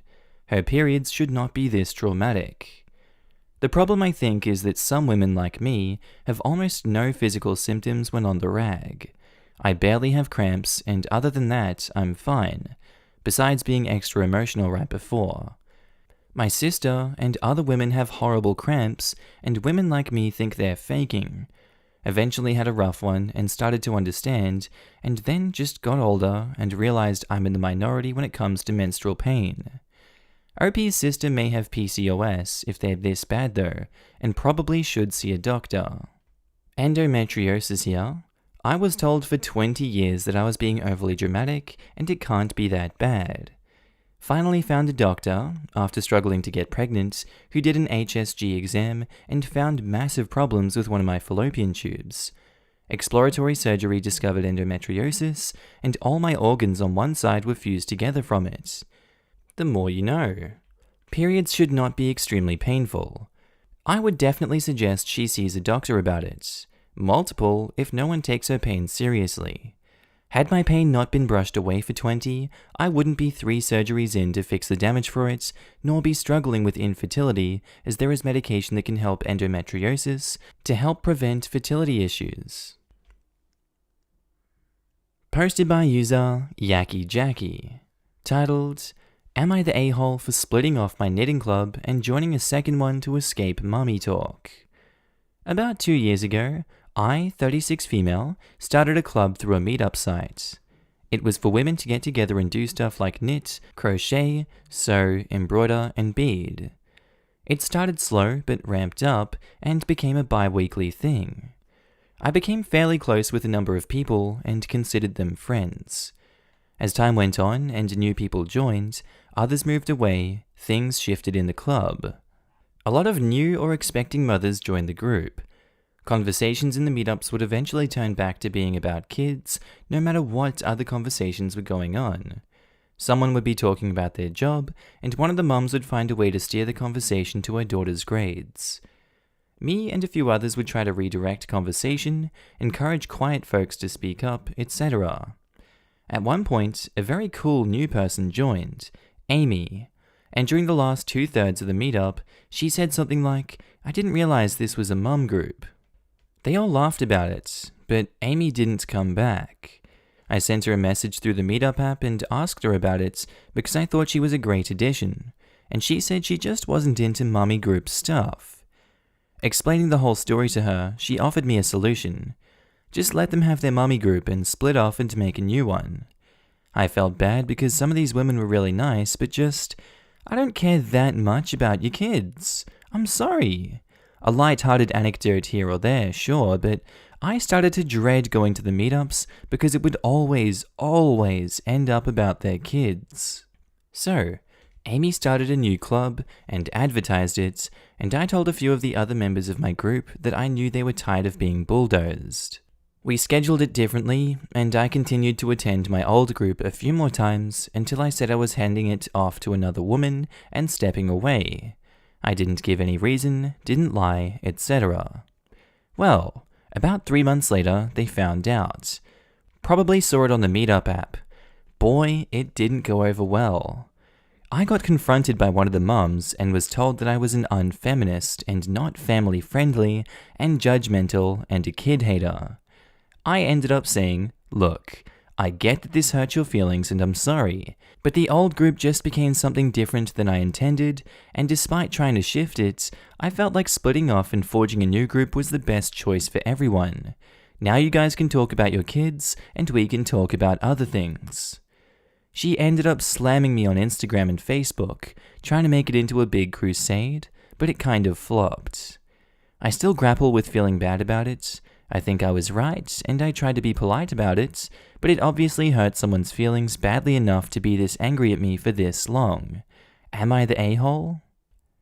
No, I don't think I can really fault you for it. You know, it kinda sucks that you did have to leave and not be a part of their chitter-chatter, but that's just life. People move groups, people move location, they lose interest in things, they don't want to talk about kids all the time. Everyone can choose where they want to socialize and do their knitting. Whatever floats their boat holding a goat, that's all fine with me. She's the a-hole for slamming you on Instagram and Facebook, trying to defame you like that. You're not the a-hole by going somewhere you feel more welcome. Not the a-hole. People can always find ways to be offended and ticked off. You didn't do anything wrong, and I do think the way you did it was just fine. It's not like you prevented them from having their mummy knitting club, and I'm guessing you weren't contributing much to their kids' talk anyway, so I don't see why she cares that much that you're gone.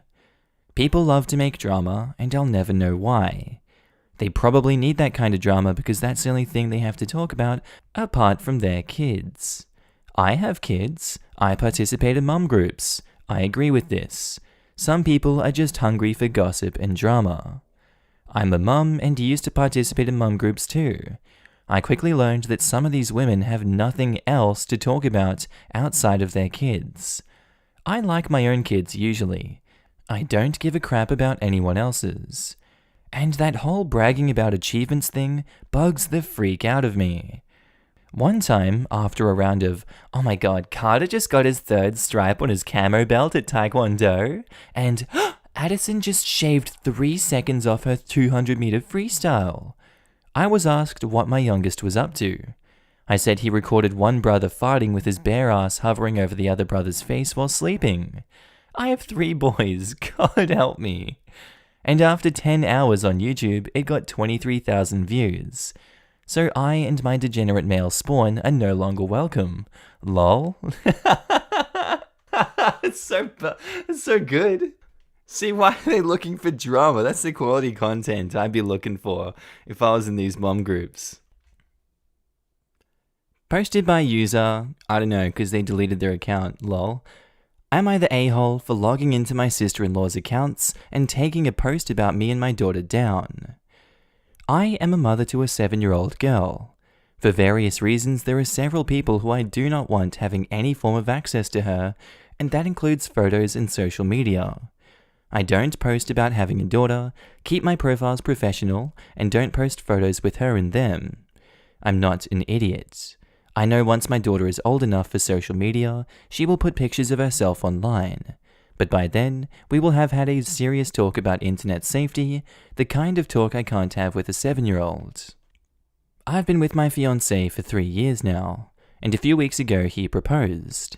We told his sister yesterday over a video call. My daughter was with us on the call.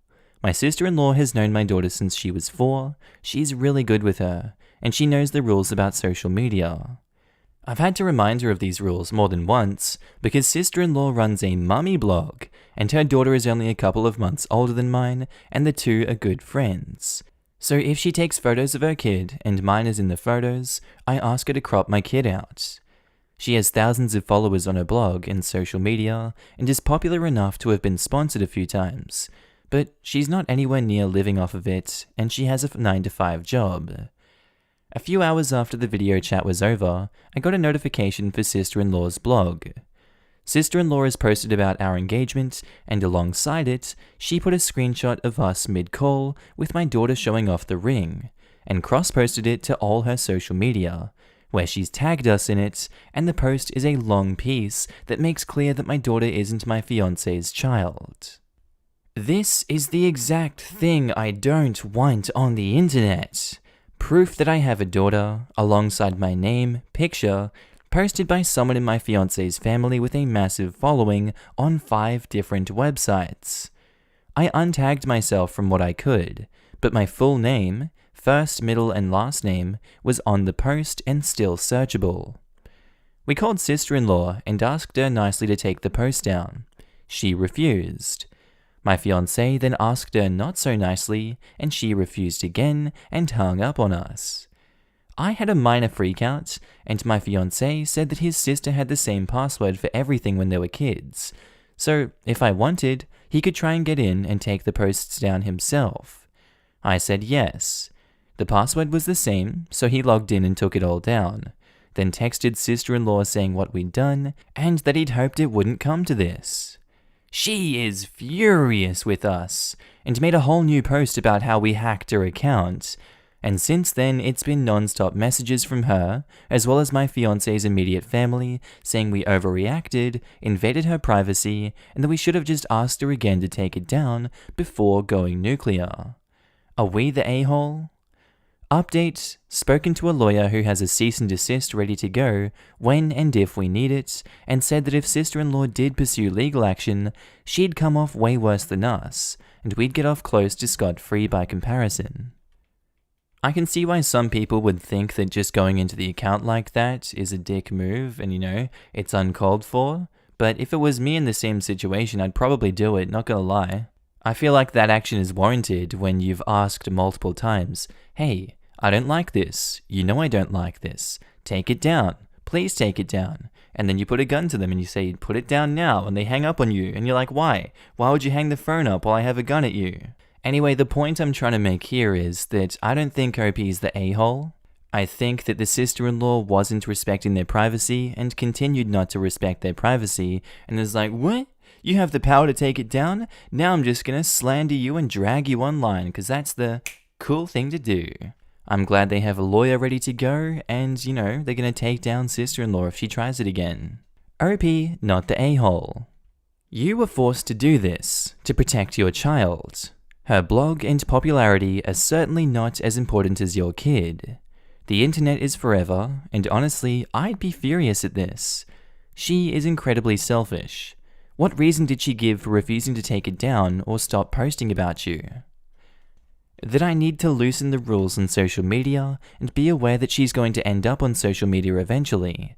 Plus that you never let me post about her, and that an engagement is a special occasion that she should be able to share with her followers, especially as her whole thing is family, and me and my daughter will be 2 new additions to the family, and the people I'm worried about seeing her probably won't see it anyway. You mean her content pool is growing, and how dare you cut her from using your daughter as a financial opportunity? Ah, the nerve of you! I mean, the true nuclear option would be to ask her, and everyone else who reblogged it to take it down for the safety of the child. Let them know you asked her not to, and add that she didn't care that a post right now could put your child at risk. I'm assuming if you're trying to keep stuff on the down low, that there are people who would absolutely make this a problem for you. That kind of stuff ruins influencers. No. True nuclear would have been changing her email address and passwords on those accounts and deleting all her posts, then deleting the accounts. Ooh, that would have got you in legal trouble, I'm pretty sure. I feel like that's over the line. And how funny is it that they're trying to lecture them on internet safety, and yet they use the same password their entire life? Come on, sis. Posted by user Apartment Trouble, titled, Am I the a-hole for not giving a couple who's going camping with me a tent for 2? And asking them to sleep in the girls' tent and boys' tent? I was organizing a camping trip, invited a lot of friends, and I had a couple's tent to lend out. I treated spots in the tent as first come, first serve. As of this weekend, the tents were planned out like this. My big dome tent is the guys' tent. 2 guys were sleeping in there, and there was room for 1 more. My other big dome tent is the girls' tent. 2 girls were sleeping in there, and there was room for 1 more. Julie's little tent.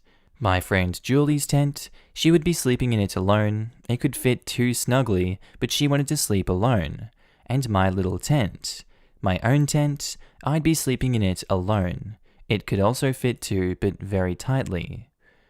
So when my friend Jess wanted to come and bring her boyfriend, I said that there was room in the tents for them. She could sleep with the girls and him with the guys. She said that they should get a tent to themselves because they're a couple, and it would be weird for a boyfriend to sleep with 2 guys he's never met. I said that I'd been treating tent spots as first come first serve, and everyone has already picked their spots. She was like, "Why do you and Julie get 2-person tents to yourselves?" And I said that Julie bought her own tent, and that since I was organizing the trip and supplying almost everything, I took first dibs and picked my favorite tiny tent. She wanted me and Julie to share and give one of the tents of ours for her and her boyfriend, or for one of us to join the big girls' tent and give them our tent. I said that if they wanted a tent for 2 that much, they could just get a cheap one at Walmart for the weekend. But I didn't want to change tent arrangements when I'd told everyone for weeks that tent arrangements are first come, first serve. Jess told me it was really inconsiderate of me that I'm acting like a kid having boys and girls tents, and that grown-ups will let couples sleep together. I said it's not about letting them sleep together, it's just that the only spots are in the girls' tent and boys' tent. Am I the a-hole for not just switching spots? Why is this such an issue with them? Jesus Christ, just get your own tent if you're not happy with it.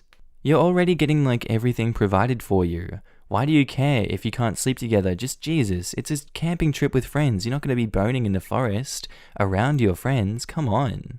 Opie, you're not the a-hole in this situation, and I wouldn't give up my spot for them. They're being choosing beggars in this situation, and they can just not come if they don't want to. That's fine too.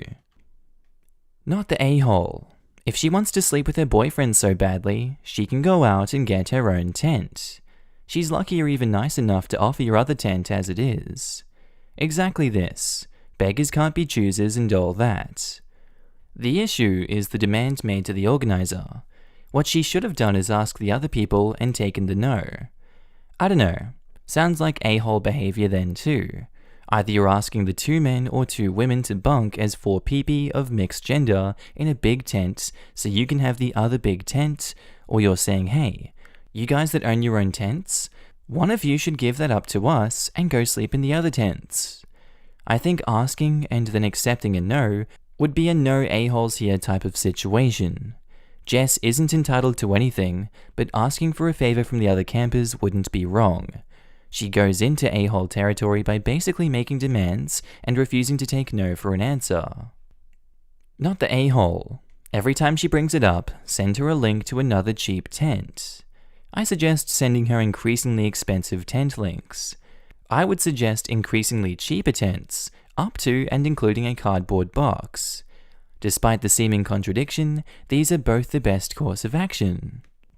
Not the a-hole. You have clearly said that it's first come, first served, and offered them a tent to stay in for free. She is not an a-hole for asking you to swap, but is an a-hole to keep pushing it, and for saying that they should get to share a tent for free because they are adults. Posted by user Throwaway A-hole Maybe, titled, Am I the a-hole for kicking my girlfriend out after she deleted dead wife's pictures from my phone? So, my 25 male wife died 19 months ago. It was real hard on me the first few months, but I finally started putting myself back out there. I met my girlfriend, 23 female, 7 months ago. It was going pretty well, and she moved into my apartment around 4-ish months ago. In hindsight, we probably rushed this.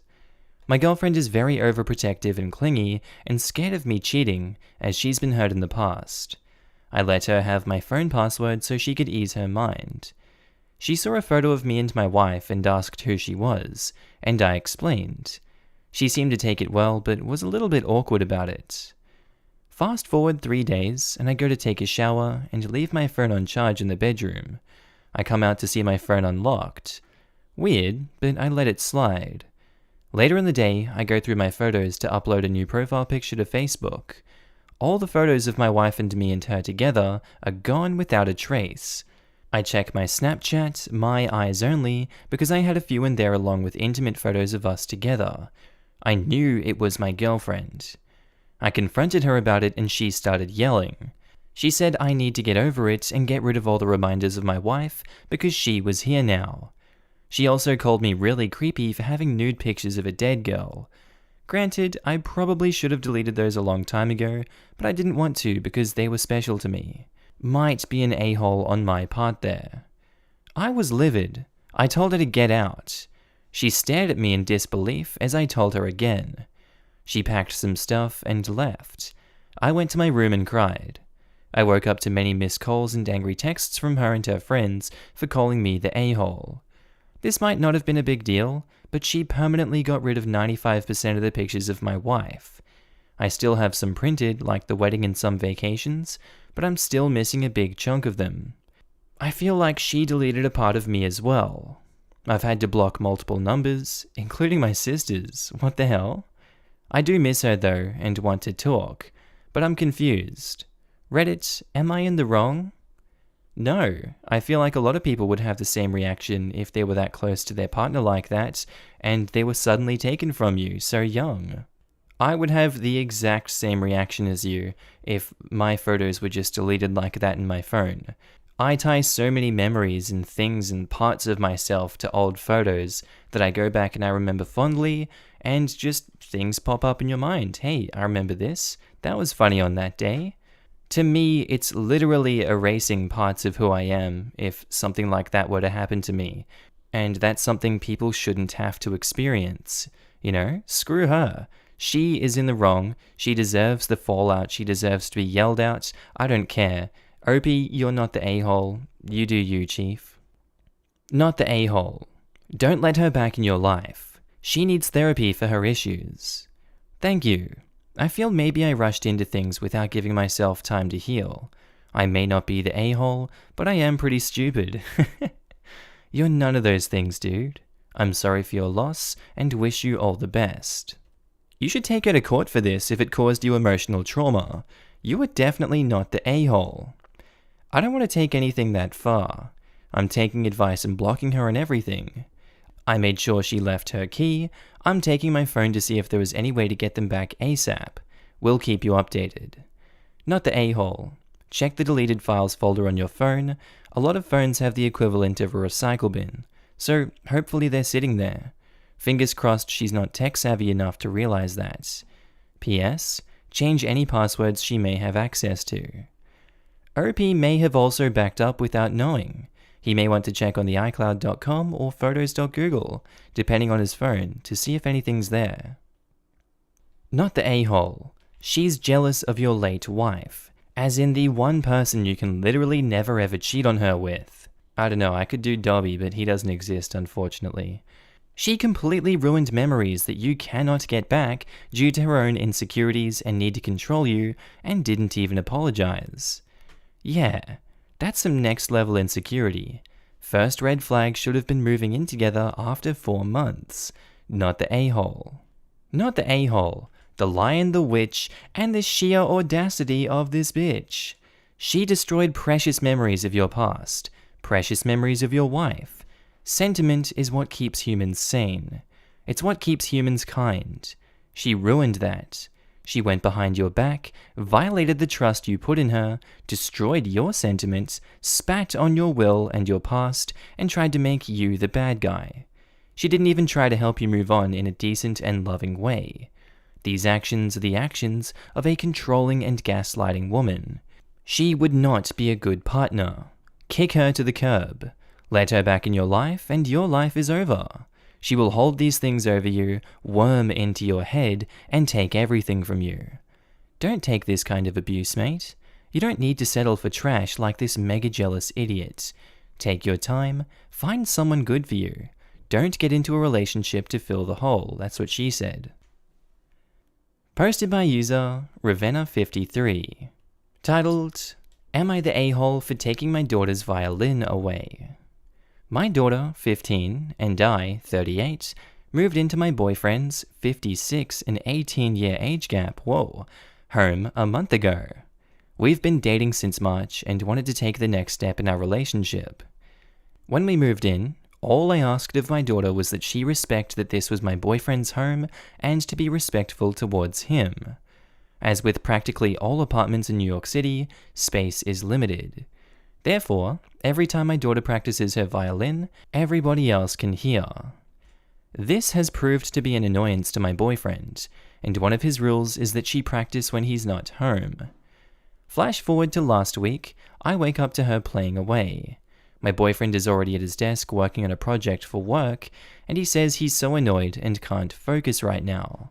My boyfriend goes in her room and asks if she forgot the house rules. She retorts that she has a virtual audition in a couple of hours and needed to practice. I had told her not to wait until the last minute to practice, but she did so anyway. It was 7, and my boyfriend's work presentation was at 9. My daughter's audition was at 10. So I tell her to wait until he leaves the house and she'll still have time to warm up. We leave her room, and soon after, I hear her plucking the strings and obviously moving her bow. My boyfriend goes in again, and she tells him to go to the lobby and work there. I didn't like my daughter's tone. She also clearly wasn't going to stop making noise, so I ended up taking her violin and bow away until my boyfriend leaves for work. My daughter is so mad that she's shaking when I give her her stuff back. She says that she needed to do more than warm up and threw a tantrum before her audition. Now it's a week later, and she found out she didn't make it into the orchestra. She's locked herself in her room and calls her stepfather Hitler and doesn't talk to me at all. Am I the a-hole? I was reacting to her disobeying a clear directive from me. She was also disrespecting the man I love by kicking him out of his own home. The lobby of our apartment is used a lot and poses a health risk to my boyfriend, and he needs to give 100% at his job. Also, my daughter had plenty of time to practice before the day of. I think you and the boyfriend both suck in this situation here. I don't think he's a stepfather at all after those few months that you've been together, and I think that what you're putting on this girl is ridiculous. I don't know why he agreed to have you both in the apartment if he wasn't okay with the compromise of the violin, because that's very much important for the daughter. And I guess you two have lots to work out with that daughter because she's the victim in this situation. You guys suck. You're the a-hole. You moved in with your boyfriend after 3 months of dating and basically told your daughter her goals don't mean anything and boyfriend is king. It might be his home, but thanks to you, now it's hers as well. Big fat parenting fail, Mum. Calls him her stepfather. This poor little girl is going through a lot right now. Can't even have the stability of playing her own violin. I came here to say this. In big, drastic, crazy changes, music was the only thing I ever had growing up. Taking away the daughter's instrument wasn't just saying her goals and wants don't matter, it took away her escape from reality, which she clearly needs since she's living with her mum who's insisting on calling her a-hole boyfriend her kid's stepfather after 3 months of dating. You're the a-hole, OP. You were destroying your relationship with your daughter for a guy you've only been with for a few months. You're the a-hole. You upended your daughter's life to move into an apartment that isn't big enough just because you've been going out with this guy for 3 months. That's what makes you the a-hole. Also, he's not her stepfather. He's your short-term boyfriend who you inexplicably moved in with after 3 months. You're the a-hole. Girl, the dick cannot be that good. Stop being hypnotized by it, and remember you have a daughter you're supposed to care for. And this account has just been suspended, so unfortunately anyone that wants to come find this post doesn't exist anymore, sorry. Posted by user FormalLettuce3, titled, Am I the a-hole for saying we'd only help with my ex's kid's party if we could tell people that we were engaged? This guy Jack and I were together for about a year, and with a couple of weeks of ending it, I found out I was pregnant. I texted Jack to tell him, and a couple hours later this woman Liz showed up at my place saying she and Jack had been together for 6 months and she was also pregnant. And when the text arrived, she got my address out of Jack's phone so she could talk to me before him. I told her everything, and Liz dumped Jack. I was about 6 weeks along at this stage, and she was 12 weeks. Liz and I weren't exactly busy mates to begin with, but Jack took a huge step back when he realized how angry at him we both were. So Liz and I ended up doing pregnancy stuff together. When my roommate said that she didn't want to live with a baby, Liz suggested we move in together. Jack objected, but we told him to get lost and moved in together. Over the years we got closer. I've always known that I was bi, but when our kids were a year old, Liz realized that she was gay, and when the kids were about 5, Liz asked me out. We knew it was a little bit weird, but nothing about our relationship before this was conventional, so we figured why get hung up on normal now. We've been together 4 years now, and Liz proposed a few months ago. I said yes. Jack has been an involved parent this whole time, paying us both child support and having custody on alternate weekends. He's met someone new, married a few years ago, and they have a son, Tommy. Tommy looks up to the 9-year-olds, my son, Liz's daughter, and loves them a lot, and they adore their little brother. Tomorrow, Tommy is having a socially distanced birthday party for his 5th birthday. The current guest list is both sets of grandparents and aunt, uncle, cousin trio, the neighbors' sons, then me, Liz, and our kids. They've kept it pretty small for obvious reasons, and there's only going to be the 5 kids there total, and Tommy is good friends with the neighbors' kids, but not so much with his cousin. The party is on a day that Jack doesn't have custody, so he asked us to bring the kids as a favor. He also asked us to stay and help with the party because I'm a decent baker and cook, and he's asked me to make the cake, which I agreed to, and it looks pretty good if I say so myself. But now, the day before the party, Jack has told me and Liz that his wife's family are homophobic, so for the duration of the party, he's going to need us to pretend that we're straight, single moms, because Jack is already on thin ice with them for getting 3 women pregnant. We said we'd drop the kids and the cake, but not stick around, because Jack's parents hate us both anyway, and we won't hide our relationship. Jack has said that we're being unreasonable. He needs us to do this as a favor, and we already agreed to help, so we can't bail on him the day before the party. Are we the a-hole? Edit. I wasn't going to post about this here, but since posting this, we've had a bunch of comments about how this sounds like a rom-com, which is fine, and we're okay with joking about it, but in addition to this, we've had 4 actual messages and comments saying that someone seriously wants to adapt this into a novel and screenplay. That's weird, and it makes us uncomfortable. These are our lives, please stop. Well, that was weird, alright.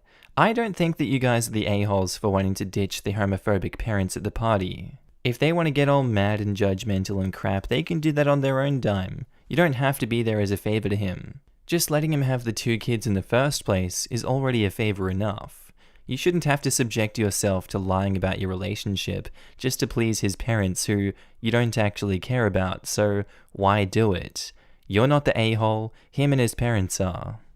Jack cheats, gets 3 women pregnant, has judgmental parents and in-laws because of his actions, and says, "Hey, can you help me out with the party? You know, cook, bake, decorate." And you're like, "Sure, cool, but you can't act like a couple around my judgmental parents and in-laws because they're ticked because I'm a dog who cheats and knocks women up. That's cool, right? No. Here's the food and the kids though, have fun." And he's like, "How dare you not change who you are to appease my family?" Y'all, not the a-hole. Jack, the a-hole. Congrats on your engagement, by the way. Not the a-hole. Wow. So let me get this straight. Jack cheated on both of you, and you were both pregnant when you found out. I'm so sorry both of you ended up in that situation, and I'm so happy for you that you have both found happiness with each other and created a loving family. You should in no way have to hide yourselves to make his life easier, and he shouldn't even have asked you that. I'm amazed you're still making the cake. You're a better person than I am. Honestly, Liz and I talked when we first found out about Jack, and agreed that if our kids are going to be half-siblings, then we should at least get on with each other. We're actually almost glad it happened when it did, because there's no way that Liz and I would have gotten to where we are now if I'd been with Jack for years or even married him, or she was knowingly helping him cheat. This way, Jack has found someone who knows how to rein him in. Liz and I found each other, and all 3 siblings are close with good relationships. Everyone's happy. Not the a-hole. So, because of his terrible decision-making, embarrassing track record with pregnancy prevention, congratulations on your happy little family, nothing is normal and you found happiness in a crazy world, you guys are supposed to pose as straight after bringing his kids over to him as a favor? I wouldn't have my life be even more compromised by his decisions. He can ask of you that you hide it, you don't have to do it. If his fiancée can't handle the guy shotgunning his sperm everywhere, why is she with the guy? The homophobia is her problem entirely. The wife is actually pretty great. She's not funny with us at all. She gets that it's Jack who's the screw-up here, but apparently her parents, sibling, and the sibling's partner are all varying levels of homophobic. She says she's tried to get them to stop, but I met some of them at Jack and her wedding a few years ago, and they seemed pretty homophobic. Liz said the father of the bride was funny about her wearing a suit, and we weren't even dating yet, so it was literally just a woman in a suit that he objected to. I'd drop the cake off and leave. Don't grace the bigots with your presence, and I'd lump Jack in with bigots if he appeases them and does not stand for equal treatment and respect. Not the a-hole, and congrats, ladies. Posted by user TA Feisty Bison 5036, titled, Am I the a-hole for prohibiting heating pads at work? I, 34 male, am leading a team of 6 software developers. One of them, Keith, 28 male, who is my top performer. The other is Anne, 26 female. Keith is on the spectrum and sometimes a bit particular. Yesterday, Keith complained to me that Anne is contaminating the office microwave with body fluids. Upon investigation, it turns out that Anne is heating her heating pad in the microwave, which she then puts on her stomach, and after it cools down, back in the microwave. And Keith frets about possible sweat getting on the pad and then getting into the microwave and not his food. I think the risk is there, but not that high. But Keith is also a bit particular, especially around food. And the disability woman from HR said I need to accommodate him to make him feel comfortable and perform well. So I asked Anne not to use the microwave for her heating pad anymore. She told me she needs it for pain management, but she doesn't seem to be in pain. We are also living in a country with free healthcare and paid sick leave and stuff, so if she were, she could just get medical help without. She asked me to document my decision and said she will then go home and take her sick leave and that she won't return today, which seems like a pretty emotional reaction to a regular office rule. My wife said that I am the a-hole for not hearing Anne out, but she ignores that Keith couldn't eat at the office or feel comfortable there if I didn't enforce that rule, and I'd actively discriminate against him. Am I the a-hole? Edit. Okay.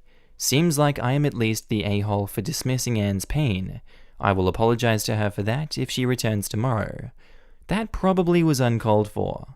I don't really have a solution yet, as a second microwave is no option, and I'd have to talk to the safety folks to check if those electric heating pads are allowed.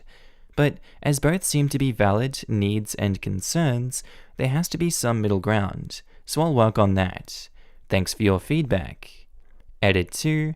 I talked with HR about it. They basically said that everyone sucks here, and for ignoring some house rules about the kitchen and food safety, and possibly endangering immunocompromised folks, Keith for not being compromising, and me for dismissing Anne.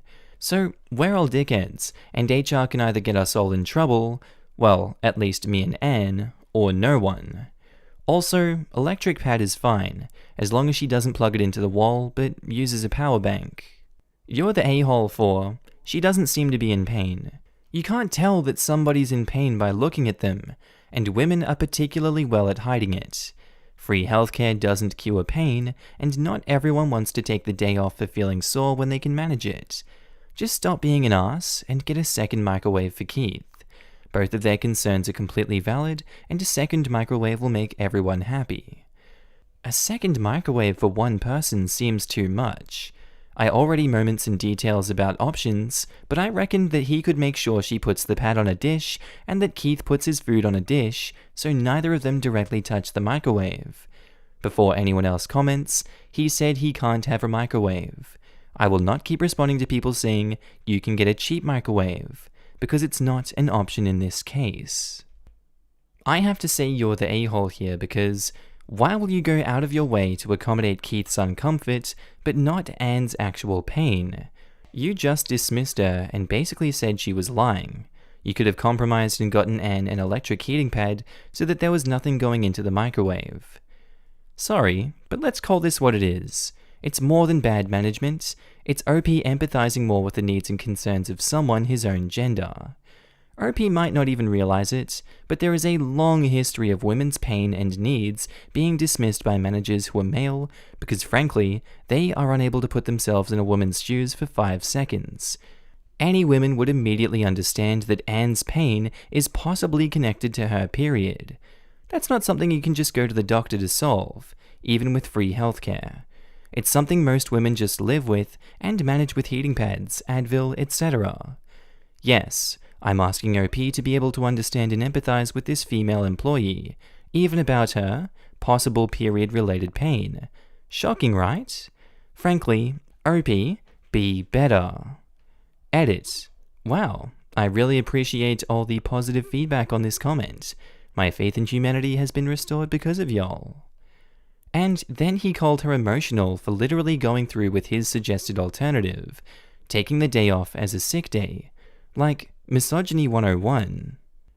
The really dumb thing is, microwaves kill germs, so why is anyone freaking out about this? Right? I don't understand why people are even suggesting buying other stuff when literally microwaves can sterilize fungi, bacteria, and viruses. Hell, I bet that top employee's hands are more germs than a pad that's microwaved daily. Anyways, you're the a-hole, OP. Posted by user Hot Today 5993, titled, Am I the a-hole for telling my fiancée that her dream wedding location is off limits because my sister had chosen it first? Throwaway. So, I proposed to my girlfriend at the beginning of this year. We had originally planned to get married this September, but that has obviously been pushed back to next year. My sister also got engaged last year, and her fiancé were 100% set to have an April wedding before the pandemic shut everything down. However, tragedy struck, and her fiancé suddenly passed away this June, COVID death. It has been an extremely tough time for all of us in the family. My sister has been hospitalized on and off over the past month, and we are all doing our best to support her. Anyways, now I am fighting with my fiancé, because I'm putting my foot down, so to speak, on her latest decision to change our wedding venue to where my sister originally planned hers. My sister had planned to have her wedding at a famous country estate/mansion near where we live that's really hard to reserve normally. It was also where she went on one of her first dates with her fiancé, so it had special meaning for them. My fiancé recently told me that she contacted the estate out of curiosity and found out they have openings early next year, so now she wants to have our wedding there instead. She visited the place and fell in love and says it's actually her dream venue. I basically said absolutely not. Are you insane? That would be incredibly traumatic for everyone in my family, including me, but especially my mum and sisters, who already helped my sister and brother-in-law plan their wedding at that exact location. My fiancée won't budge, and she's furious I'm not seeing things from her side. She says our wedding could be like a beautiful tribute to my sister's loss, but I don't think anyone would see it that way. More than likely, people will think we stole my sister's wedding ideas and are forcing her to attend out of cruelty. Am I the a-hole for telling my fiancée her dream venue is an absolute no-go? No. Oh my god, is she insane? That's one of the worst ideas I've heard from this sub, and I've heard a lot of really bad ideas. How about we play a tribute to the person that your fiancé would have married but died earlier in their life too? Because they don't want to marry you, they just want to marry the idea of that person. That's a good idea too, let's do that one. Why is it, whenever wedding plans come out, people just go loopy? I don't understand it. Definitely not the a-hole, OP. I don't envy the position that you're in. I wouldn't want to be stuck in that rock and the hard place. Both the rock and the hard place being your insane fiancé. Oh my god, no thank you. Not the a-hole, but I am really trying to understand how your fiancé could possibly see that as a beautiful tribute for your sister. Oh, remember that beautiful wedding you were excited to share with the love of your life? Well, now that your life's fallen apart, you get to see someone else have it. You're welcome! Can you imagine? Yep, right on the money. She will be rubbing salt into your sister's wounds. Leave that poor girl alone. She will have a hard enough time going to your wedding already. Your wedding is going to be so awful for your poor sister anyway, even if she is genuinely happy for you. I hope this is a one-time mental glitch for your fiancé and not typical behavior. What do I want? Now, how can I convince myself and others that it is not only reasonable, but altruistic? Not the a-hole. Not the a-hole. Your fiancé is lacking empathy here, and that's something you need to consider for the long run of your relationship. This cannot be stressed enough. There is something really wrong with your fiancé because she cannot understand why using this venue is so hurtful to you, your family, and especially your sister. Oh, you think it's a beautiful tribute? You think she'll think that? Okay, let's video call her right now, and you can tell her your amazing idea. You, not me, and don't you pretend that this is coming from both of us. If her face lights up when you say it, then we'll do it. And if she cries, yells, or hangs up, I will not be marrying you there or anywhere else. Well, what are you waiting for? Nothing to be afraid of if you genuinely believe that she'll like the idea. Oh, feeling a little hesitant to actually tell her. Might that be because you know this is cruel as hell? Not the a-hole. Posted by user, Am I the a-hole friend in need? Titled, Am I the a-hole for leaving my wife and kids after she locked the door on me? My wife decided that it'll be funny to lock the door on me while I was getting the mail. I waited for 10 minutes knocking the door and calling her, and she still wouldn't answer. I was already pretty ticked that morning because I stubbed my toe and slept pretty terribly. She knew this. So I just decided to bike to my friend's house.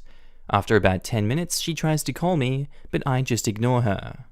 After about 2 hours hanging around with my friends playing some Halo, I come back home riding my bike. The door is open by this point. I came home to see her in tears. Now she's very ticked at me for leaving her with our kids for over an hour. I just say to her that she locked me out and that I didn't think she needed help. I was already pretty ticked that day and didn't think locking me out for 10 minutes was very funny. So, I decided to make it fun. She's now complaining that we're supposed to have equal responsibilities in taking care of our children and that I was being sexist that I just left her. Our children are 4 and 1. So, am I the a-hole? Not the a-hole. A harmless joke would be locking it for you to have the initial shock of, I remember this being open before. Not ignoring you for 10 minutes. For real, maybe let him knock 2 or 3 times and then let him in and giggle. But it's also not smart to try to play a joke on someone who's already in a bad mood. People that normally could have laughed can snap at something dumb because they were already in a bad mood. Yeah, and she even left him out there for 10 minutes, and it seems like she would have left him out for 10 more minutes because she called him 10 minutes later. Everyone sucks here. 10 minutes is not cool. Leaving with no word for 2 hours is not cool. Grow up, both of you. You're supposed to be adults and partners. Jesus, I can't believe I had to scroll this far to find an everyone sucks here. This whole situation just screams childish for both parties. Also, sorry, but as an adult, not sleeping well and stubbing your toe shouldn't be triggering enough to be in a really bad mood all day. Like, we all sleep bad sometimes, and I stub my toe and then I get over it. I'm not going to be extra mad at the stuff my spouse does because of either of those things that are out of their control. This is the part that made me start to question OP. You were already in a terrible mood because you'd stubbed your toe that morning? You gotta work on your emotional stability, man. He didn't say he was in a bad mood all day. He could have gotten the mail that morning. Haven't you ever woken up in a bad mood? Wouldn't it suck if the spouse knew you were cranky and did something crappy anyways? And I'm not going to be extra mad at the stuff my spouse does because of either of those things are out of their control. I agree with this, but see, what she did was completely in her control. I can see locking him out as a joke and then immediately unlocking the door, but what she did was unnecessarily obnoxious and mean. I mean, he didn't get a call from her for 10 more minutes after he left. He could have been locked outside for 20 minutes if he didn't leave. Who locks their spouse out of the house for 20 minutes as a joke? I don't know. Either he's not telling us something, or she has some really pent-up resentment. Justifiable or not justifiable? Yes, everyone sucks here, so you're an a-hole too. Sorry, Reddit, I'm not in the majority. OP, if you care, here is why. 1. She screwed up. Not a funny joke, not funny to do. You were pained for 10 minutes and maybe longer. She was pained for 2 hours. 2. You knew she was in the house and where your kids were. Sounds like she didn't know where you went, if you were coming back, etc. This may have triggered serious abandonment fears in her, especially with that reaction she gave you. 3. You got to play games for 2 hours while she was caring for your children. I get you were punishing her, which is a stupid thing to do. But that aside, for the sake of your children, you should have waited around and had a mature conversation. Now, I'll say this. It's good that you took time away to cool off, but, and I'm speaking from my own therapeutic background here, if I take space from my wife after a fight or joke gone wrong, I really need to tell her how long I think I'll be gone because of her own fears and issues. What may seem like a harmless prank/revenge to folks here on Reddit could have seriously hit something in her psyche that may have lasting damage between you two. Yes, her prank was juvenile and stupid, and she needs to grow up. Your prank was also juvenile and stupid, and you may have really hurt her emotionally. Take some time to talk to her, really, and make sure she's okay and that you're okay. Posted by user I Don't Want Kids Throw, titled, Am I the a-hole for not wanting kids? Now, when I was 24, I had a baby with Liz. We trucked along for 5 years, then got divorced. The kid Jane was very upset by the whole thing. I never really wanted kids, and Jane was a mistake. I realized after we had her exactly how child-free I wanted to be. At first, we basically had 50-50 custody while we got it formally figured out. We just worked around our schedules, and while we both worked, she spent time at her grandparents'. The problem arose when I realized I was dreading having her over. A lot of the time we did 10 days each. The divorce took ages due to state laws, etc. And I had the time of my life on my 10 days off, and hated having her with me. She was fine before, but now was showing some really crappy behavior to me specifically. Nothing major, but she was well behaved before. The divorce was finally about to go through, and our legal obligations towards Jane decided. I told my lawyer that I wanted no custody, full stop, but would pay full maximum child support instead. My ex Liz and my parents were not happy about this, but I told them that I was moving across the country to a city, and this was the only way. So I did move and paid full child support with only one late monthly payment. It's now 10 years later, and I'm exceptionally happy. I am now married again, and my wife doesn't want kids either. Jane is 14 though, and has been contacting me through Facebook and my parents. I haven't been in contact with them much because they choose to keep having a relationship with Jane despite me not wanting us to be involved. My wife therefore found out somehow, and now she's mad at me. Jane wants to have a relationship, but I do not want kids, and have made that clear. I called my ex-wife out on Facebook for allowing her to contact me. She shouldn't be near Facebook at that age, what the hell? And for turning my parents against me. But now other family keeps messaging me, telling me to F off. Am I the a-hole for deciding I don't want this kid? Edit, been with current wife for 4 years. Just found out it was my sister-in-law that messaged her to tell her too. I'm sure there were talks all throughout that first marriage of having a kid. Is it cool to have a kid? Hey, do you want a kid? And the fact that you had a kid and it wasn't an accident tells me that you very much wanted a kid throughout that whole time, and then you completely 180 right after the kid's born? That's a dick move. That's just not right. I would feel terrible to be that kid. I'd feel terrible to be in the wife's shoes, in your family's shoes. That's just a terrible decision all round. Don't have a kid if you don't want the kid. It only harms everyone else. You're the a-hole. Oh my god, you're the a-hole. You do not decide after having a kid that you don't want a kid. You need to be there for your kid. Her crappy behavior was likely because she could tell you resented her presence. I'm so glad your parents stuck by her, so at least she has her grandparents on her side. But I cannot believe you pretty much cut them off for wanting a relationship with their own grandchild. You may not want kids, but you have a kid, so it's a bit late for that. Right? So here's the behaviors that OP thinks are okay.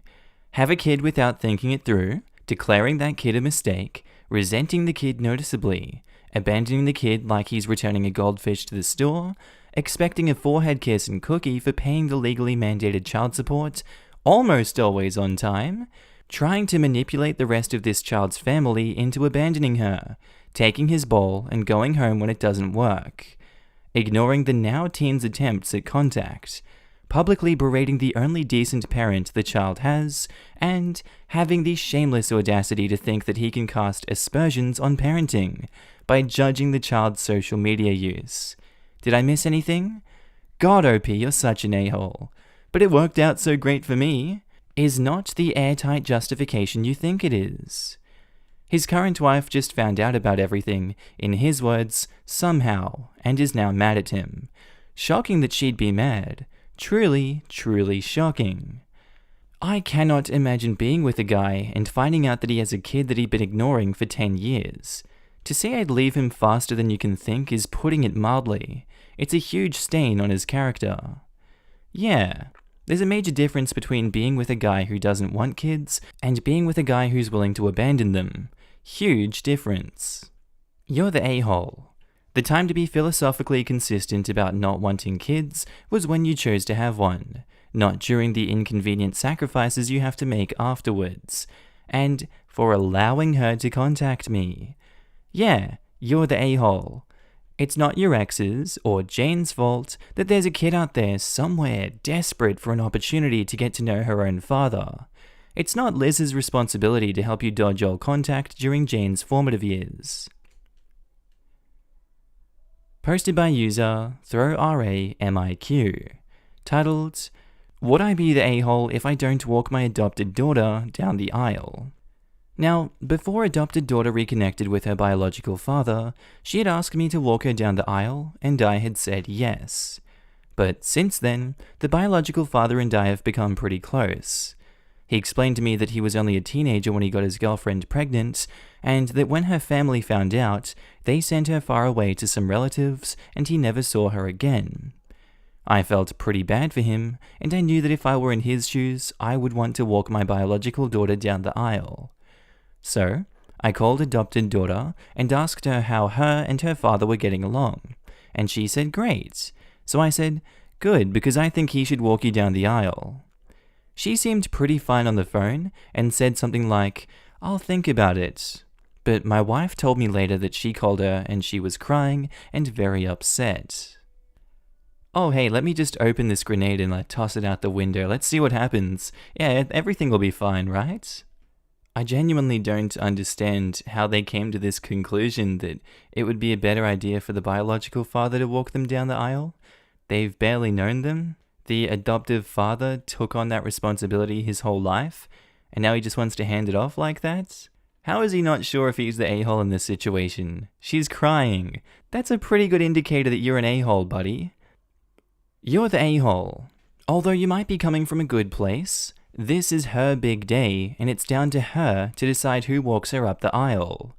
The way you called her adopted daughter in this post, and immediately relinquished something that should be a big moment for you as her father, adopted or not, I could see how hurtful that would be for her. It seems as though you're making it clear that you still see her as your adopted daughter, and not just your daughter. I think the only way it could have been more hurtful is if he had outright said, I don't want to be part of your special day, which is what I bet his daughter thinks.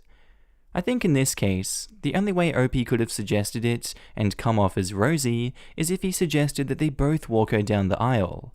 Something like, Daughter, I'm glad you and your bio dad are getting along and everything is going great.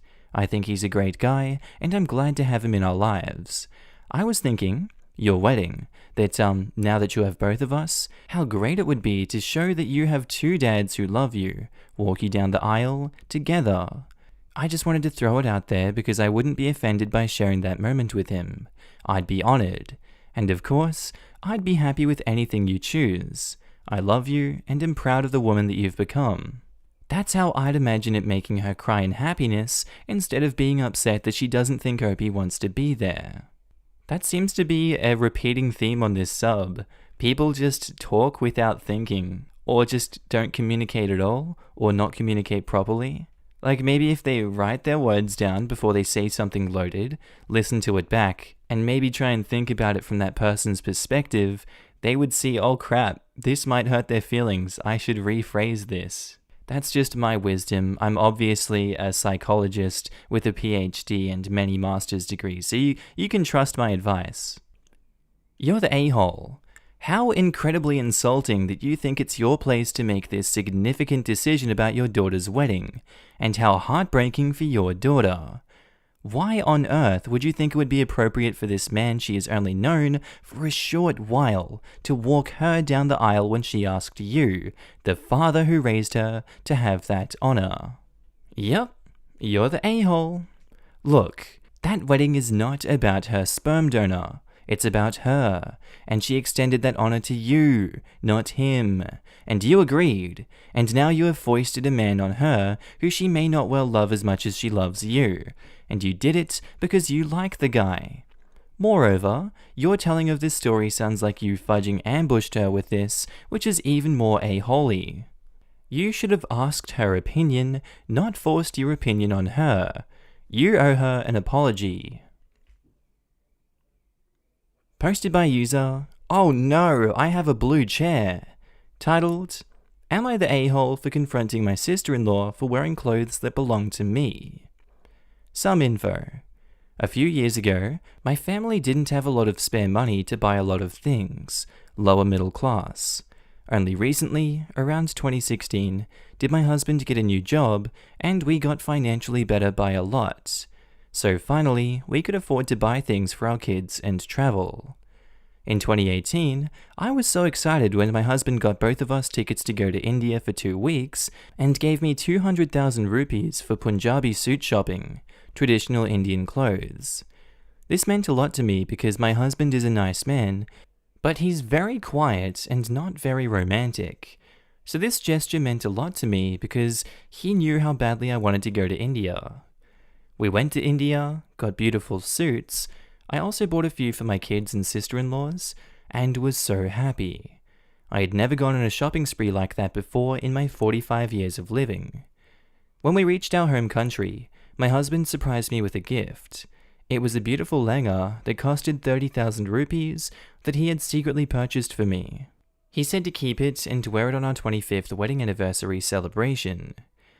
So fast forward to our 25th anniversary, 8 months ago, my daughter and I are rummaging through all my clothes, and I cannot find this lehenga at all.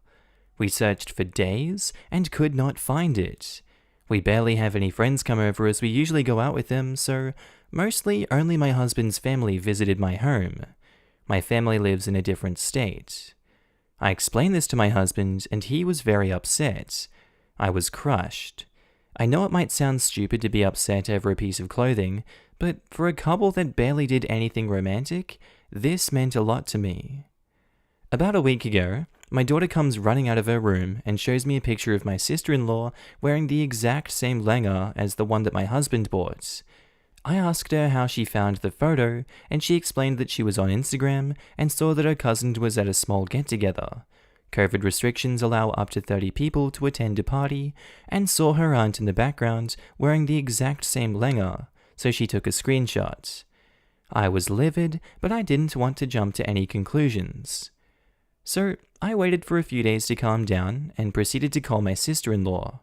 I explained everything, and she was silent. After I finished, the only thing she said was, "I saw it last year, and I just borrowed it. You have so many suits, I don't know why you're so angry, I took one."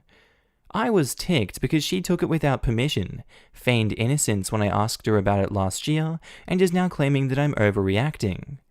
I lost it and just gave her a piece of my mind for 20 minutes. She straight hung up when I was done. Now my mother-in-law and my other sister-in-laws are calling me an a-hole for scolding her, and they're forcing me to apologize to her and just let her keep the lenga. So, am I the a-hole? I went and looked up how much 30,000 rupees is, and that's $560 in Australian. That's probably a good $300 American. Money doesn't grow on trees, she can get stuffed. Then all the, oh, I stole from you, oh, you're calling me out because I got caught, I'm just gonna gaslight, blah blah blah blah blah. Honestly, sister-in-law, sit on it and rotate, mate, that's not on. OP is not the a-hole, get that lenga back now. Updates. My husband may not be the confrontational type, so I knew that when I told him about this a few days ago, he wouldn't have done anything about it. But I raised my daughter to be one hell of a person. This kid took 3 of her friends, drove all the way to sister-in-law's house, demanded for the lenga, and refused to leave until sister-in-law gave it back. She just got home, and I have the lenga with me now, and I noticed a few holes. But either way, I am very happy. I have never asked my daughter to fight my fights for me, but I'm glad it worked out the way it did. God knows I would not have been able to do what my kid did, because sister-in-law and her husband are scary people. But not that scary for my 20-year-old, apparently. Update 2. Upon further inspection, I've noticed there are small cuts, probably by a pair of small scissors, and some of the bigger beads at the bottom of the lenga have been pulled out. My sister-in-law definitely did this on purpose. My daughter says that it took sister-in-law quite some time to bring the lenga out, and she suspects this is the reason why. Well done, you, for raising your daughter who will be able to stand up for herself. Your sister-in-law should be ashamed of herself. Don't let that woman in your house again. She can't be trusted. Herself, and in the place of others who can't stand up for themselves, which is a far more rare quality when genuine. She sounds amazing. Posted by user PMAR07, titled, Am I the a-hole for teasing my son? And in return, he said a hurtful comment. My 33 female son, 13 male, pitched 2 innings at his baseball game yesterday evening. He did so great. I was really happy for him, and I took a few pictures as he was walking towards me, but he did not like that at all. I asked him if he'd rather ride home with his dad or me, and he chose his dad. We all live together, by the way. We took separate cars because of work. Soon as we pull up to our driveway, my son hops out of his dad's car and says, Dad bought the drone. Can I play with it? And I said, well, you didn't like me taking pictures, so I guess no, you can't. I was just joking. But then he said, you bum everyone out. Lizzie is fun and better. Lizzie is my sister, you know, the cool aunt, the cool everything. I didn't say anything afterwards. I don't know, I just shut down. I never hurt my mum's feelings like that by telling her I preferred someone else. I was just sad the entire night and still am today. I texted him earlier this morning to tell him that of course he can play with the drone and that I was just joking. But what he said is still sitting with me, and it really hurts because in that short moment, he spoke the truth. Yeah, I mean, it doesn't seem like he can pick up sarcasm all too well, or you're just not good at sarcasm, it looks like. He's 13 years old. I mean, he probably doesn't know any better right now. We can only judge this story at face value. But I would be pretty hurt like that too if I was him, even if it was just a joke, because you're like really emotional at that age. And obviously that's not to speak for everyone who's 13. I'm sure some people were in touch with their emotions at that age. But yeah, sometimes you just let some truths out and people get hurt. But that's a learning experience at that age. You're the a-hole. You teased him, he teased you back. Maybe he went too far, but he's 13. He's still learning. Don't talk crap to your kids if you can't take them talking crap back. But he's not learning because no one is teaching him anything. OP, you need to do a better job of communicating with your son and caring about each other's feelings. As soon as you realized he didn't want a picture taken, you could have said, I'm sorry. I was so proud of you that I wanted you to remember this moment. I respect that you don't want your picture taken though, so I'll stop. and then drop the picture thing. Don't be passive-aggressive towards him, because that's teaching him the wrong thing. And as soon as your son said something hurtful to you, you should have said, "That hurts my feelings. I love you more than anything, and I can't believe you would say something so cruel." Don't wait to text him the next day. Otherwise, he will not learn that his words have an effect on you. And OP replies, "Thank you for this. As I said in my post, I did shut down, but I should have addressed it immediately to let him know that it did hurt me, and I also should have apologized to him. I understand this and will work on it going forward." You sound like a good mom. It's hard to raise a moody teen. They are still learning how to treat other people, and you've got to be the role model since everything you say is going to shape their future relationships. As long as you remember to communicate, you'll be fine. I'm sure your son loves you, and will one day regret his words if he doesn't already. Yeah, you're the a-hole. He's 13, dude. He doesn't understand his own emotions fully, let alone anyone else's. Plus, who gets miffed about a kid not wanting to get a picture taken and then tells them they can't play with a toy as a result? Poor kid probably wanted to look cool after killing it at the game, and his mommy came up to take pictures in public. Damn, did not see this from his perspective at all. Okay, I get it. I just wanted to say that you're being really receptive and lovely here. Part of the reason some of the responses you're getting is so vitriolic is that a lot of these people on this sub are in their late teens and early 20s and have very visceral memories of picture-hungry moms. Hey, stop calling me out like that. God knows I raised a huge stink every time a camera came out between age 11 and 16. But in retrospect, I was just a kid who had no ability to differentiate between a little annoying but endurable and focal point for all the adolescent rage and powerlessness in my body. You're doing good. Posted by user Mindless Database 15. Titled, "Am I the a-hole for leaving the United States and bringing my newborn to my home country of India, never to return back without telling my baby's father, my husband? I'm an Indian woman and a new mother to my little half-Indian, half-American baby girl. She is 6 months old. The day I went into labor, I learned that my husband was having an affair with our neighbor. She's only 22 and has a myriad of mental health issues. She and my husband started an affair after she got out of rehab. I had no idea that trying to help her would involve sticking his pee-pee stick inside of her. It was a traumatic day. Can't mention much here, but to put it shortly, she declared she was 3 months pregnant with my husband's child and had an emotional breakdown. She fainted, and my husband left me alone in the hospital to take her to another ward. He carried her in his arms in front of my own eyes. He returned after a few hours. I had just given birth to our daughter. He took her in his arms, kissed her head, and left the room. So, 2 days go by. My husband returns finally, telling me that he will have to move out because his mistress is emotionally fragile and he was the only person in the world who could support her. He supported us financially, but rarely visited. His girlfriend spent a few days in and out of the hospital. It was a continuous back and forth of her hospital visits. She gave birth prematurely, and the baby spent a lot of time in the NICU, struggling between life and death. The baby was also born with a host of disabilities and conditions, which would cost them thousands of dollars in medical bills. The last time he came to visit our daughter, he looked really distressed and emotional. That day, I also overheard him talking to her on the phone. He was promising her that he would always prioritize their baby over our baby. He also promised her that he would always love their baby over our baby because their baby was a product of love and our baby was a product of duty sex. That day, I called my parents back in India and told them everything. They told me to come back home. I don't have family in the US. His family wasn't close to me either. I'm all alone. I came to the US on the fiancé visa to marry him. My former boss back in India got to know what happened to me and offered me a new position, telling me that she would love to have me back. Knowing that my baby would suffer in her father's house, I planned my escape and left the US. I'm never going back.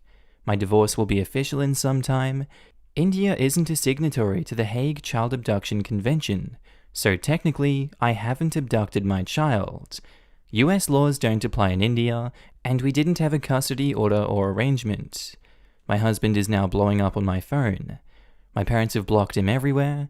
Some of my friends are telling me that I ripped my baby's father out of her life and that I'm a horrible mother. Am I the a-hole? Why is it always in posts that the friends are always turning on the mother in these situations, or the writer of the story? She's escaping an emotional and physical cheater, someone that openly shit-talked her to her face on the phone. He's stuck with an entire situation back there. I'm surprised she didn't just cut him off from the get-go. This is a horrible situation. It really does sound like India is the best place to be. Opie, I hope you're all safe. There's no way you're the a-hole, and I hope you're okay. Look, I'm probably gonna get a lot of crap for this, but I'd do exactly the same thing. Tell him he can come and visit. I'll bet he never does. He sounds like such an a-hole, and you are doing the right thing. Kids don't need toxic parents. I am so sorry this happened.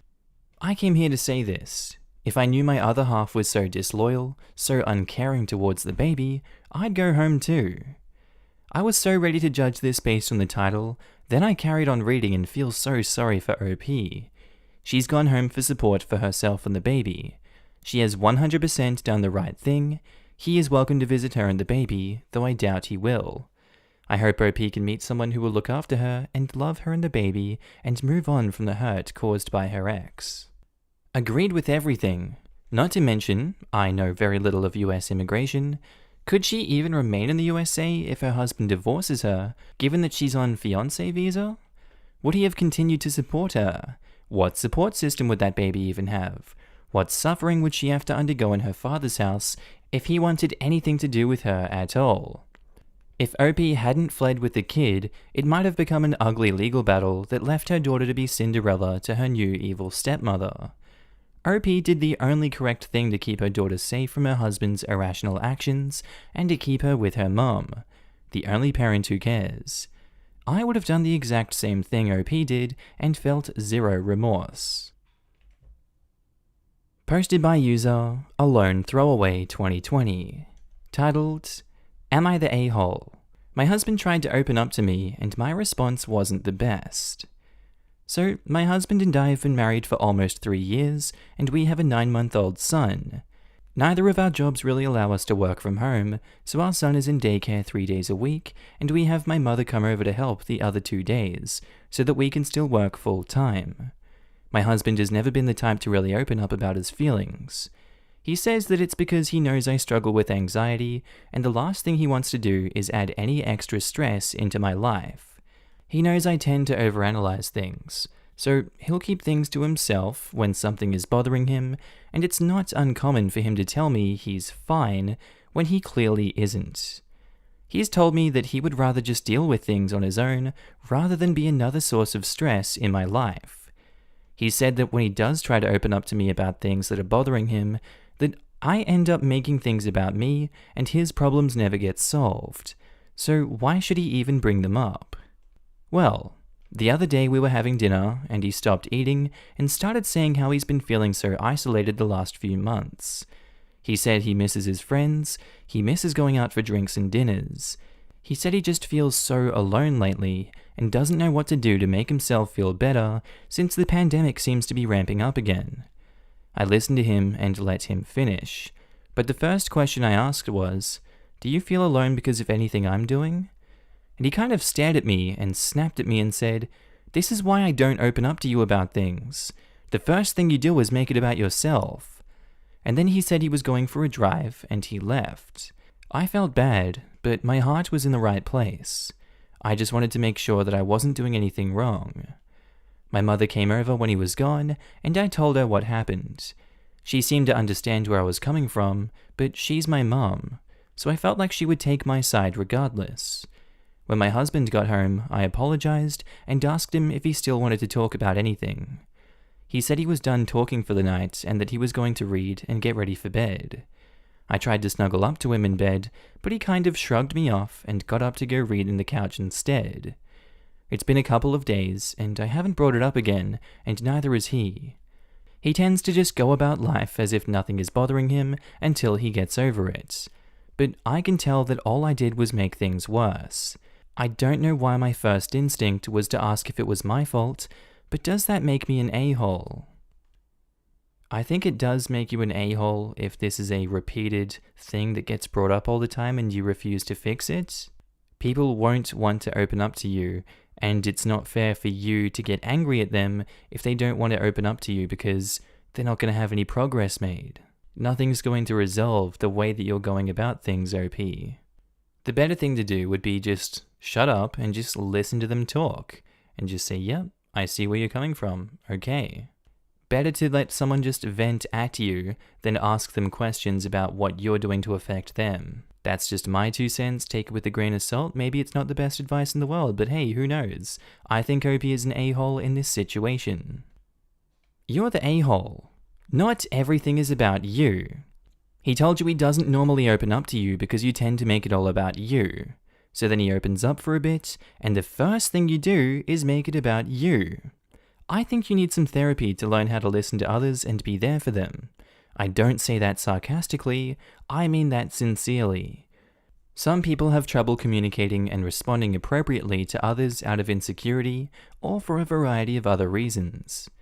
I'd apologize and say going forward, you're not going to assume you're to blame unless he specifically tells you you've done something to upset him, that you'll work on your listening skills and maybe look into ways you can learn to communicate more effectively. I'd recommend marriage counseling if you can't do both individual and marriage. It sounds like you both have different conflict styles and communication styles, and a counselor can help make a huge difference to get you guys on the same page and working together effectively. It also doesn't sit well with me that OP immediately goes and blabs about her marital issues with her mum. Agreed. Given that it was already a significant feat for the husband to finally open up about his private feelings, a potential remark like, well, my mum thinks, is certain to clam him up further than he was already. Yup, you're the a-hole, but I feel like you realized it already. Now it's about what can you do to make it right. Your response made him feel like you're less concerned about his well-being and more concerned about making sure you're not to blame for how he's feeling. Let's say he had responded with no, nothing you're doing. What would you have responded with next?